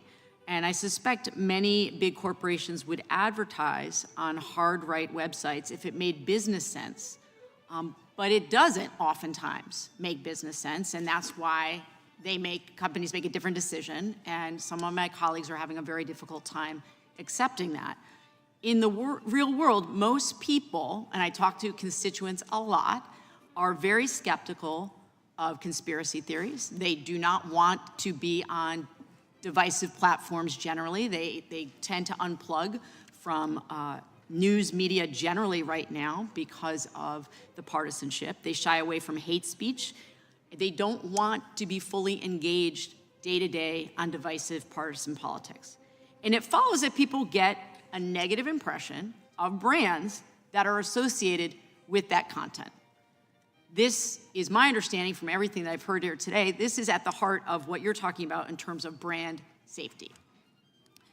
So we can't help that there are conservative corners of the web that are rife with hate speech and misogyny and, yes, some disinformation.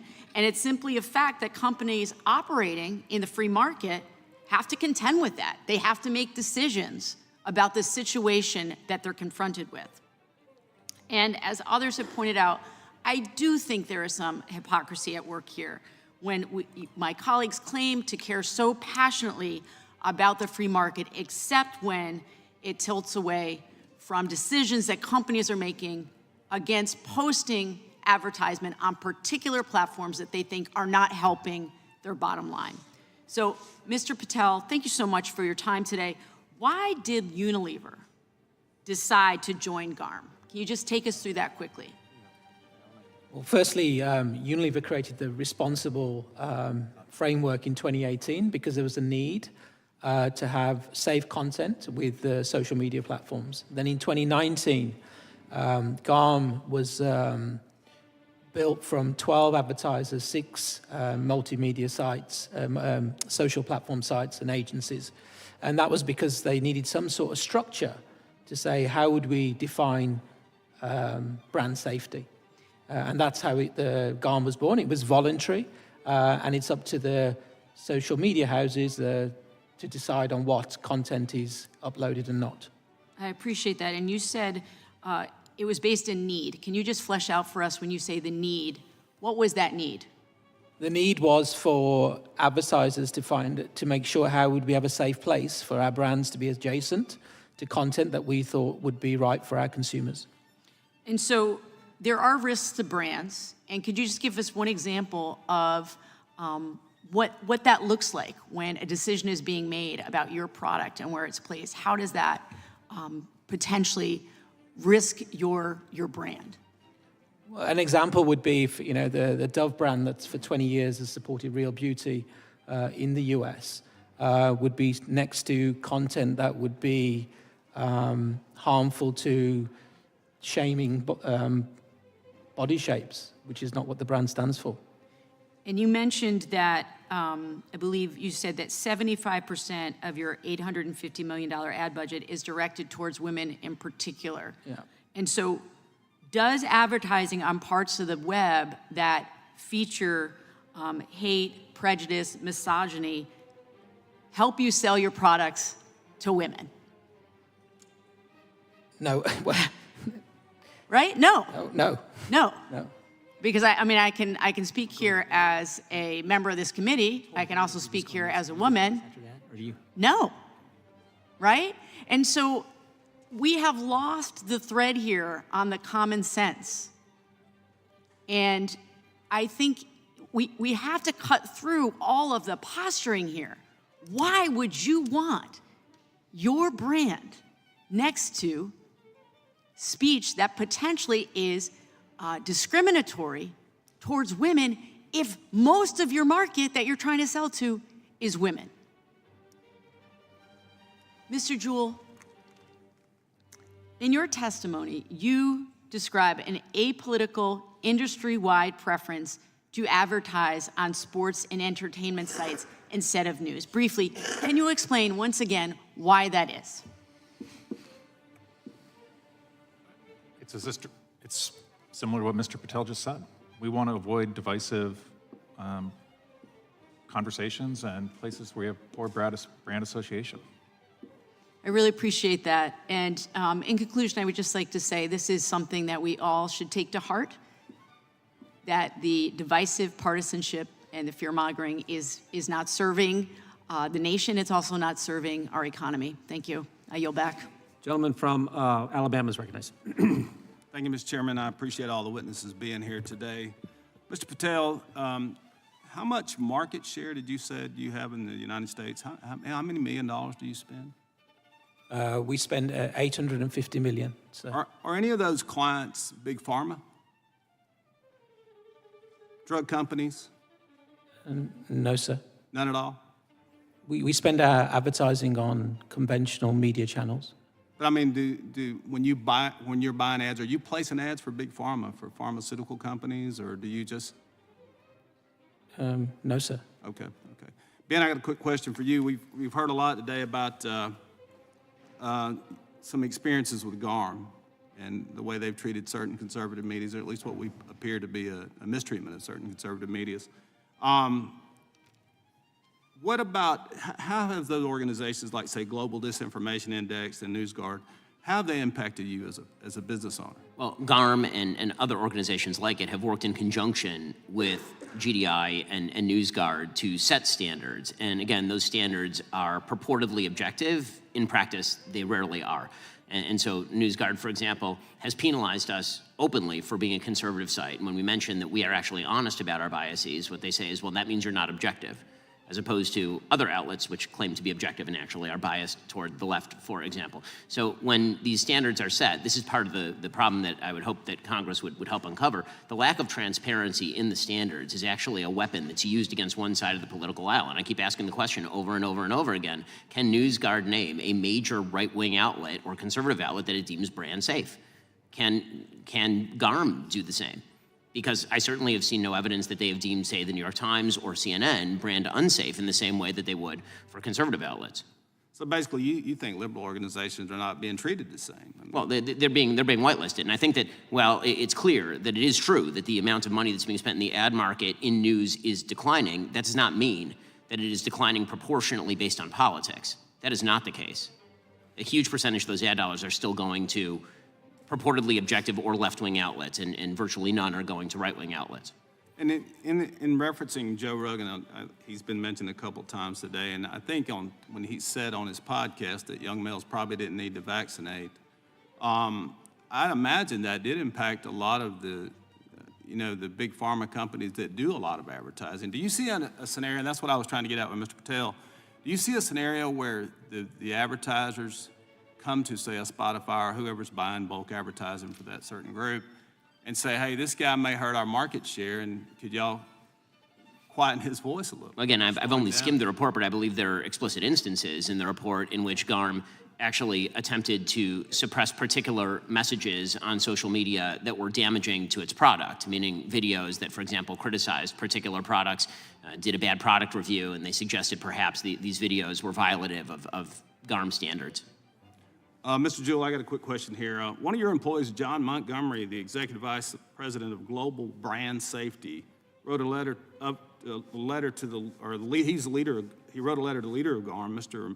Rakowitz, comparing the Daily Wire and Breitbart. He wrote, quote, as much as we hated their misguided opinion, as much as we hated their ideology and expletive, we couldn't really justify blocking them for the misguided opinions. What ideology of Daily Wire and Breitbart does your company hate exactly?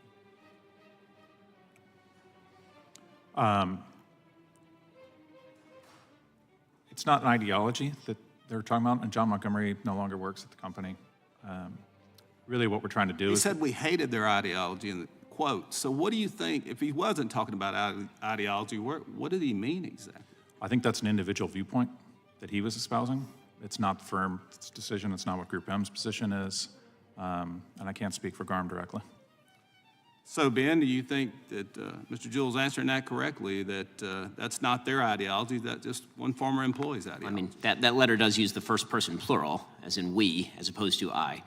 So the idea that he was speaking solely on his own behalf, while also, I believe in that email, signing with his corporate title at the bottom of the email, it sort of beggars belief that this is non-representative of the generalized worldview of the company of which he was an employee and in which capacity he was speaking.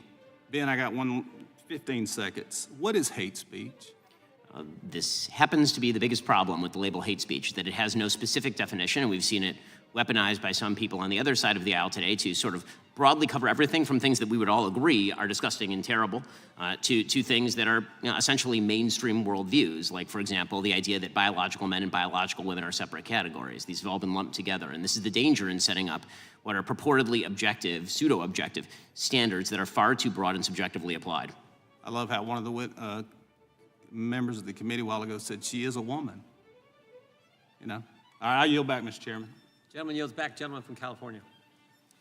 Thank you, Mr. Chair. I find it interesting that earlier today, a congresswoman on the other side of the dais was justifying advertiser boycotts of Twitter or X based upon how unsavory the content is. I logged into X as she was speaking. It turns out she has 2 active accounts. And we have, I think, one of the most ideologically diverse committees in Congress here, and I haven't found anyone who isn't on the platform. I'll yield right now if there's anyone who isn't on the platform and you'd like to identify yourself, but President Biden is on X, AOC is on, Alexandria Ocasio-Cortez is on X, Gavin Newsom spends a ton of money advertising on X, and you would think that if there was any group that was going to be sensitive to these sort of, risk of being associated with content you disagree with, it would be elected officials, and yet we had essentially 0% of elected officials drop off of X, whereas we had 80% of advertisers pull back from X. So why is this? Well, the committee's report shows why it is. There was a organized, centralized mechanism for causing advertisers to leave the platform.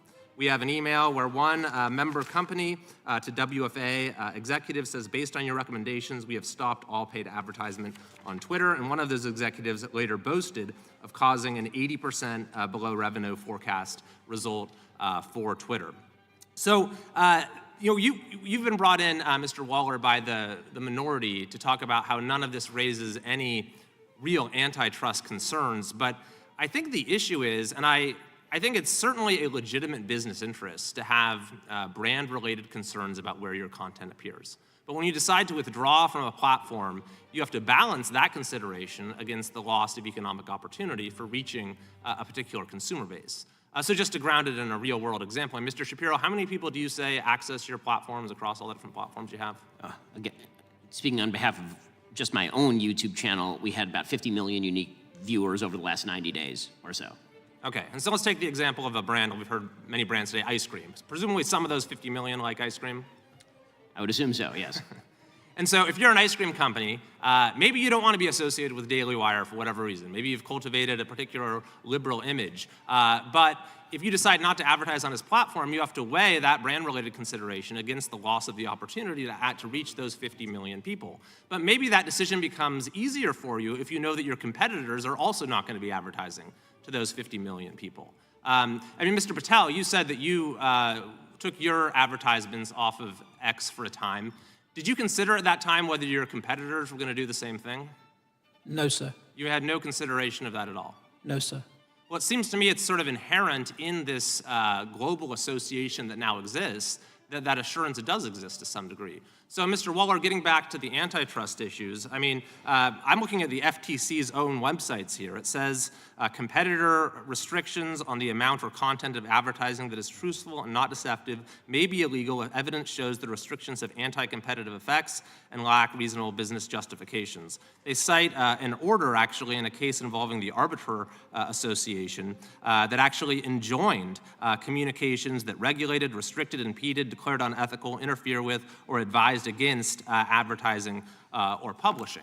So with that in view, and in view of the fact that we have sort of this coordinating mechanism that exists, that's centralized, that reaches different types of competitors and different types of industries, we've seen action where they act in concert to stop competing in a given segment, for example, the 15 billion people that Mr. Shapiro reaches, and this behavior perhaps redounds to the detriment of consumers looking at the traditional consumer welfare standard and antitrust law. For example, one of his listeners or readers might not learn about the latest ice cream flavor that's available and may go on eating the same old flavors. This is a consumer welfare consideration. So why is this not a legitimate subject for antitrust scrutiny?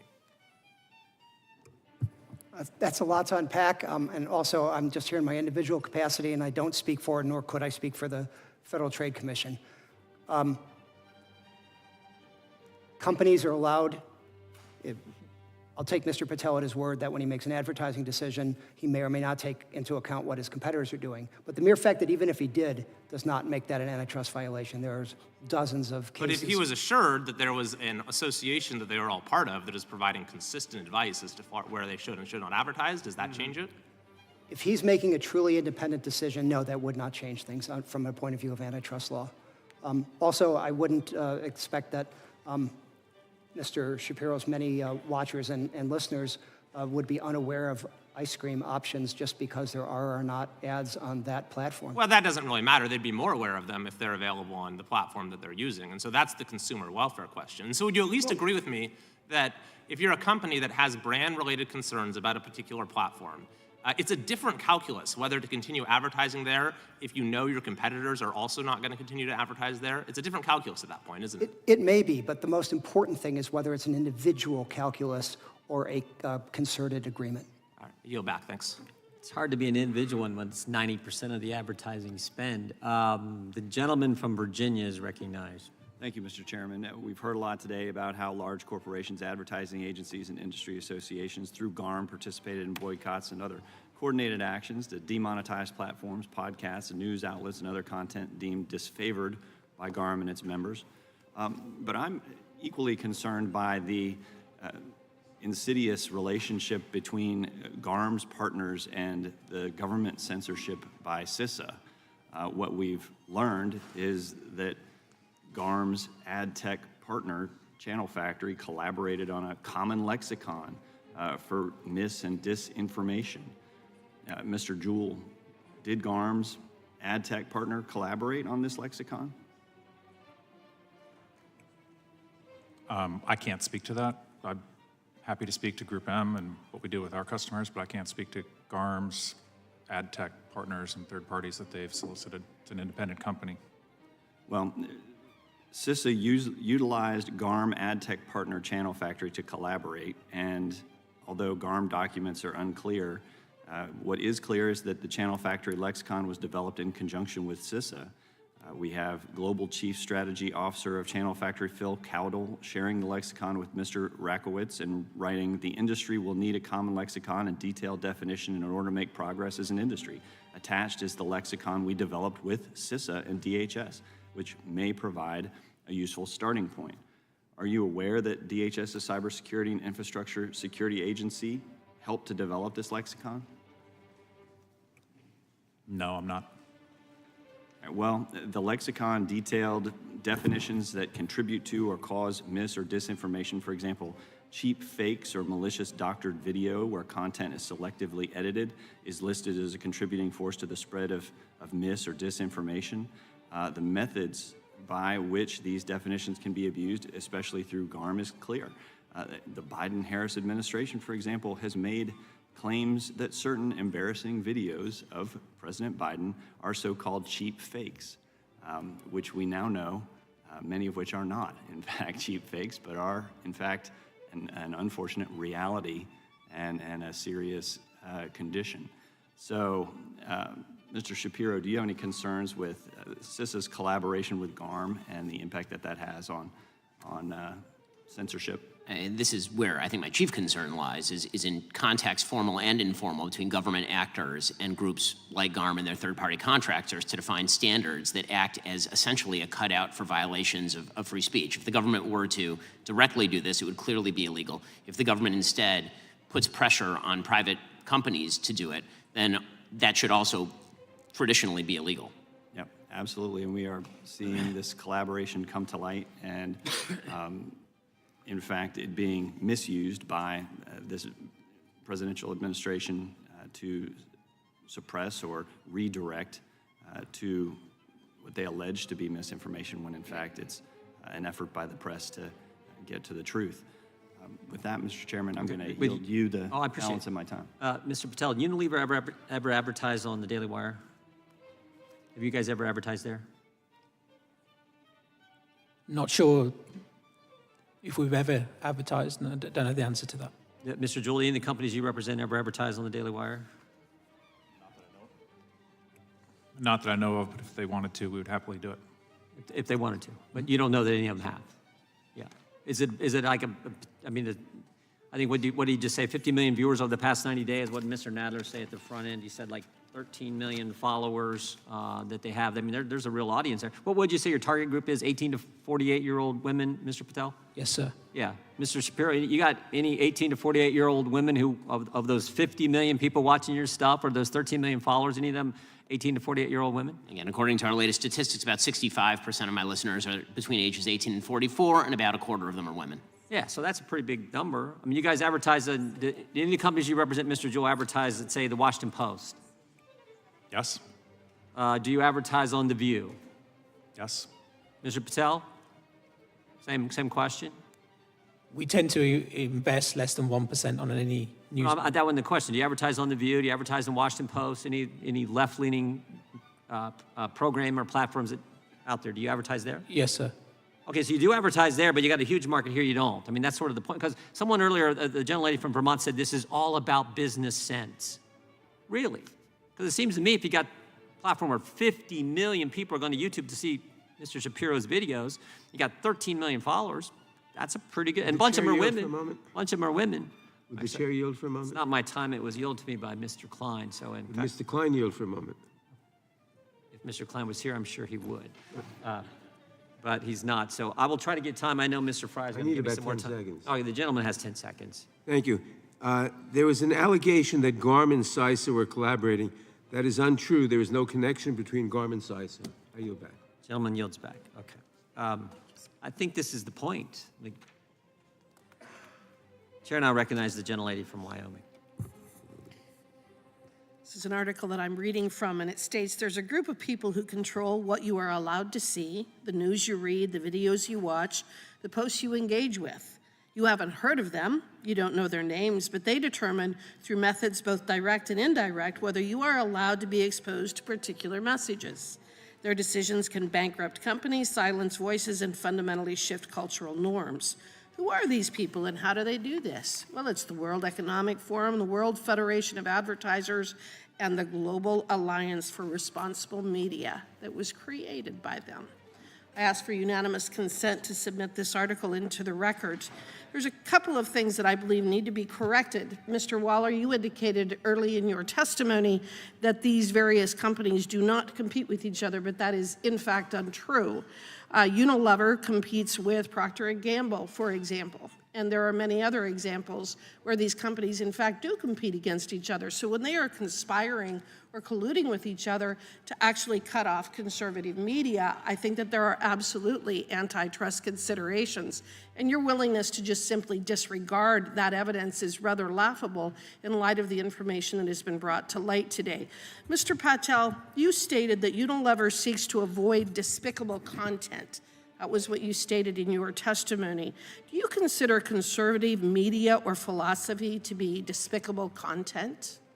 No, ma'am. Okay. And is GARM engaged in a political boycott of conservative media sources? GARM is not intended to represent Unilever and where it invests and where it doesn't That wasn't invest. what my question was. My question was, is GARM engaged in a political boycott of conservative media sources? I'm not able to answer that question. Mr. Juhl, is GARM engaged in a political boycott of conservative media sources? Not that I'm aware of. Okay, so then the testimony that GARM's actions are protected activity is not relevant to today's hearings, and in fact, GARM's operations likely constitute antitrust violations. Mr. Shapiro, the Daily Wire covered the boycott of Bud Light, and in this instance, Bud Light supported social policies which did not align with the values of many Americans. The facts were presented to the consumers, and they used their options that were available to select a different brand, which did not offend their personal beliefs. This is different than when companies go into the shadows and use an organization such as GARM to organize a boycott to deprive consumers of the choice of where they get their news without the consumers ever even knowing that their choices are being limited. Wouldn't you agree? I do. It's a very different circumstance when consumers engage in a boycott than when companies conspire to engage in a boycott based upon the content or the philosophy of the news organization that they're boycotting. Is it appropriate for GARM or its members to get involved with content moderation? Mr. Shapiro? I believe that it is not. Companies should be able to do much of this on their own. Okay. In March of 2022, there was an email from GARM co-founder and initiative lead, Rob Rakowitz. Mr. Patel, do you know Mr. Rakowitz? No, ma'am. Mr. Juhl, have you ever met Mr. Rakowitz? No, I have not. But you both are on the board for GARM, is that correct? We're on the advisory Yes. board. You're on the advisory board, but you've never met the gentleman who put this organization together? We have in Unilever, we have a senior member that sits on the board. Okay. So in his email, he talked about GARM's boycotting and strong-arming of Twitter because it opposed Elon Musk and his free speech principles, according to Mr. Rakowitz. He wrote that Unilever has, quote, issues with partisan takes, such as the Hunter Biden laptop expose. Mr. Patel, was the the information about the Hunter Biden laptop, was that a partisan take? No, that's not what GARM is designed to do, and Unilever should not be involved in that conversation. Okay. Did your organization, did Unilever avoid advertising on any type of a website that attempted to expose the truth about the Hunter Biden laptop No. that you're aware of? Unilever did, no. But GARM did. GARM doesn't represent Unilever. But Unilever is a member of GARM. Yeah, but GARM doesn't represent how we invest our money. I'm out of time. No further questions. I yield back. Mr. Chairman, I have a unanimous consent request. The gentleman yields back. Gentleman from New York's recognized. Ranking member. Thank you, Mr. Chairman. I ask unanimous consent to enter into the record the portion of the GARM transcript showing that all GARM members make their decisions independently. Quote, it's a tough position for advertisers because we have to respect independence and freedom of companies. Every company needs to make their own policies, unquote. Mr. Chairman, if the majority wanted to ask about GARM's policies, they should have invited a witness from GARM who would have testified that all its members act independently. I yield back.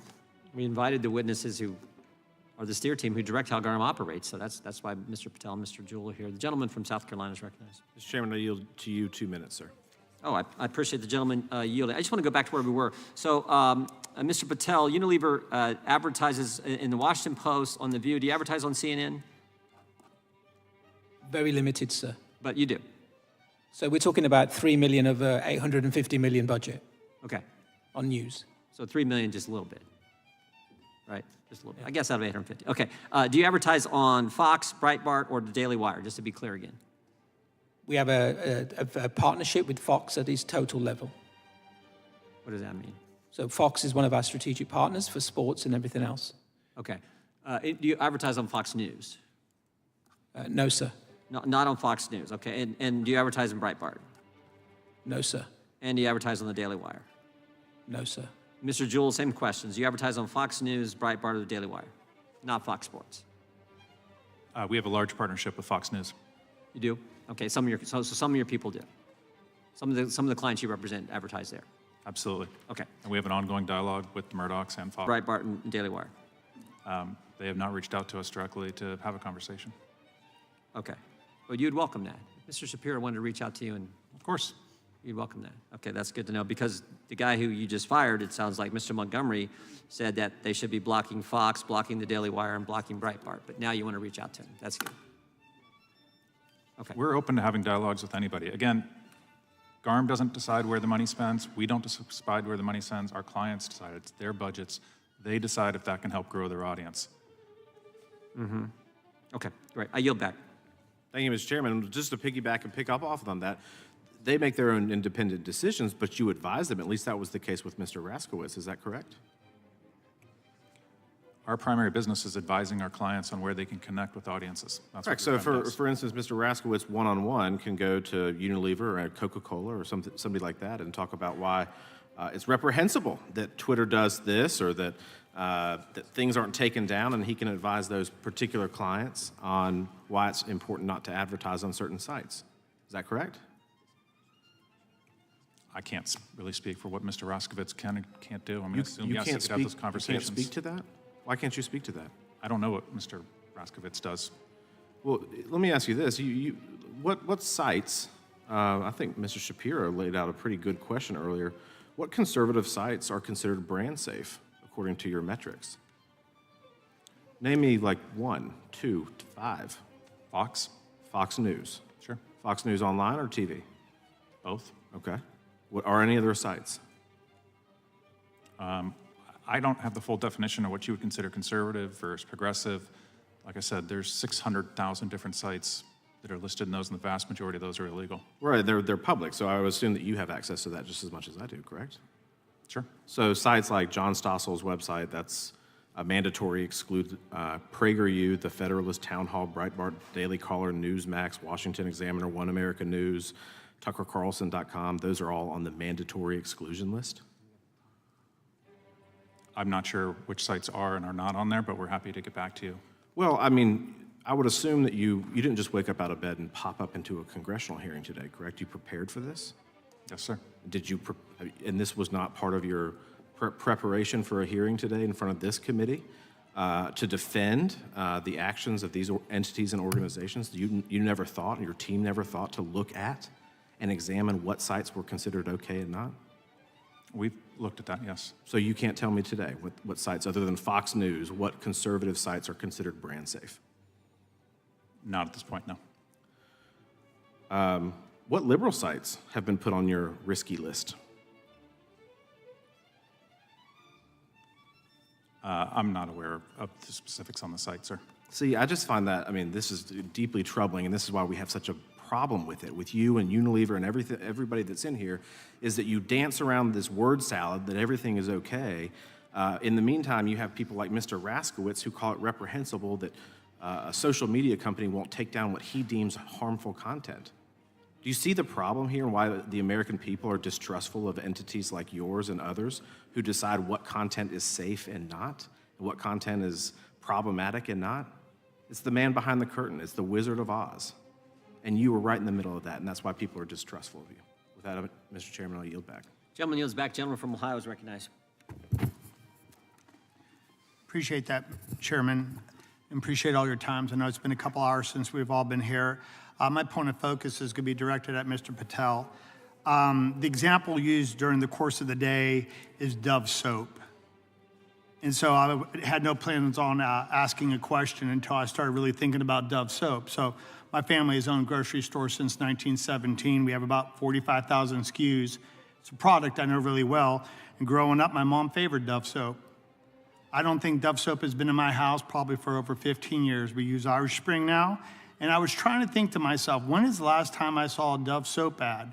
Now, I am a conservative family, and I look at a lot of different outlets, whether it's online or whether it's TV or radio or everything you can imagine. I haven't heard a Dove soap ad in at least 10 to 15 or 20 years. So if I was responsible to my shareholders and I had to go there and I had to answer to them if I'm doing the best job possible, for your words, the protection of the brand, you're using these extreme examples of situations where the brand might be associated with a freak situation versus a normal family of kids. We never see a Dove soap ad, ever. Now, so let's look at a couple different things. In my family, I have a couple Democrats that are brothers, and I love them like I love everyone. My mom made a rule. In our grocery business, we love Democrats as much as Republicans because she's brought up the example of Michael Jordan. Michael Jordan was asked to go against Ronald Reagan. The big media said, you got to condemn Ronald Reagan for all the wrongs that he's doing. And Michael Jordan responded to, even Republicans buy tennis shoes. So Mr. Patel, even Republicans buy Dove soap. So how do we sit here over hours and hours of testimony? How do you go to these shareholders of the Dove Soap Company and explain to them that we left out half of the population of America that doesn't deserve to see an ad to tell you how delightful Dove Soap could be in your life? Your response, my friend. Firstly, sir, it's disappointing that you haven't bought soap for 15 years. Dove Soap. Dove Soap, I would like to address that at some point. Irish Spring's pretty good. But what I would share is that, Dove as a brand has over 62% penetration in the US. So that's, agnostic of any conservative or liberal perspective. We advertise close to nearly 150 million on Dove. So it's not a lack of advertising on the Dove brand. And we make it very specific who we target, which is 18 to 49-year-old women. I appreciate that. I will change my point of focus over to Mr. Shapiro in any response to that type of a question. Would the gentleman yield for a second? I will. Thank you. Irish Spring is owned by Colgate-Palmolive. Colgate-Palmolive is a member of GARM. Thank you. In response to that, being in the grocery aisles every day, the Irish Spring colorful box actually pops out and sells itself. And I wish there were some Dove advertisements to remind me how wonderful my life would be with Dove soap. So with that point of focus, we'll move back to Mr. Shapiro. The soap battles were amusing. I was enjoying that, actually. As far as the generalized point that you're making, which is that half of the audience of the United States is largely being ignored by certain advertisers, that obviously is true. That doesn't mean that conservatives don't watch sports or don't watch entertainment. That is where presumably they're getting their exposure to Dove soap. But when it comes to the original question that the chairman was asking, which is whether, for example, Unilever advertises with the New York Times, or with MSNBC, or with CNN, or with The View, all of which have hosts who have said extraordinarily controversial things, the answer was yes. And when it comes to would they advertise or have they advertised on conservative news outlets, the answer typically is no. I also should mention at this point that I've been told by the advertising department of my own company that GroupM's managing director actually told us explicitly that Daily Wire has an uphill battle based on our politically conservative content. So again, the idea that that philosophy and ideology never take part in this. Would the gentleman yield? Would the gentleman yield? Mr. Rulli, the gentleman yield? I will. I just want to clarify that. So just a few minutes ago, Mr. Juhl said if you reached out to them, they'd be willing to talk and consider advertising. That actually happened? I've been told by, again, the people who, we have our own advertising department that deals with advertisers, sure. Obviously, and they did tell us that they'd spoken with the GroupM managing director who said that we would have a tough time breaking into their market specifically because of our political orientation. So Mr. Juhl doesn't, what he said under oath here doesn't I mean, they may have talked to Mr. Juhl, to be fair. I understand that. I'm not saying that, Mr. Juhl, but that doesn't comport with what happened when Daily Wire talked to GroupM. That's what I've been told by them. That's interesting. I yield back to the gentleman. I yield my time back. And I should point out, Mr. Rulli's a grocery store owner, so there's a little something about putting things in the aisle. Does the ranking member have any closing comments? All right, gentlemen, we want to thank you for being here. I know Yes, I do. Well, okay, then the gentleman's recognized. Mr. Chairman, we've heard a lot of talk today about GARM allegedly taking down a Trump 2020 campaign ad. Ask unanimous consent to enter into the record the full email exchange related to that ad, which shows that Facebook did not take down the ad and said, quote, while some may find the ad objectionable, it doesn't violate any of these stated advertising policies, unquote. Without objection. If I could, real quick. Mr. Juhl, you said you'd be happy to work with the Daily Wire if they reach out to you. I don't know anything about how the advertising world works. Is that how it normally happens? Do they reach out to you and say, hey, we'd like you guys to advertise here? Or do you say, wow, this is a platform with 15 million followers, 50 million views on YouTube. That's some place we want to go as a potential to make our clients money. How does it work normally? Generally, publishers come to us and say, this is the audiences that we have, this is the type of content we have, would this be appropriate? So it's that way. So it's from Daily Wire to you. Yes. Okay. And then just to be clear, that happened. Apparently, but neither of us knew it. Yeah, that happened, and your people told his people, GroupM people told the Daily Wire people, sorry, it ain't gonna work. You guys are too darn conservative, which is the whole point of today's hearing. I can only go on what Mr. Shapiro said. I can only go on that too, but he hadn't told us anything. Well, what he said was today uphill battle, I think, not that it won't work. Well, okay, then I'll change. It's an uphill battle, right? But it's not an uphill battle to get it on The View, The Washington Post, and CNN and everything else. And that is the point. That is the point. We want to thank you all for being here. And I got to read something here. That concludes today's hearing. We thank our witnesses for appearing before the committee. Without objection, all members will have 5 legislative days to submit additional written questions for the witness, additional materials for the record. Without objection, the hearing is adjourned. All right, guys. I mean, I want to recap a little bit, right? If you're just joining us, this hearing was about, a group of advertisers or, an organization that groups advertisers together, it seems like. And then, blackballing or boycotting conservative media groups, for reasons that if they applied these, if they applied it equally, you'd see them, withholding advertising dollars from places like The View and other programs that are, just as guilty of doing things that they're accusing the other side of the aisle of. I think that's the point of the hearing, right? That you see like Tucker and Ben Shapiro are being blackballed, which is to exclude them when they're not putting out the egregious things, like the terrible things that these organizations are talking about. There's bad things out there in the world people don't want to advertise alongside. That's not what Tucker Carlson's putting out there. That's not what Ben Shapiro's putting out there. That's my take. I've been holding it in for 30 minutes, so I'm going to run, guys.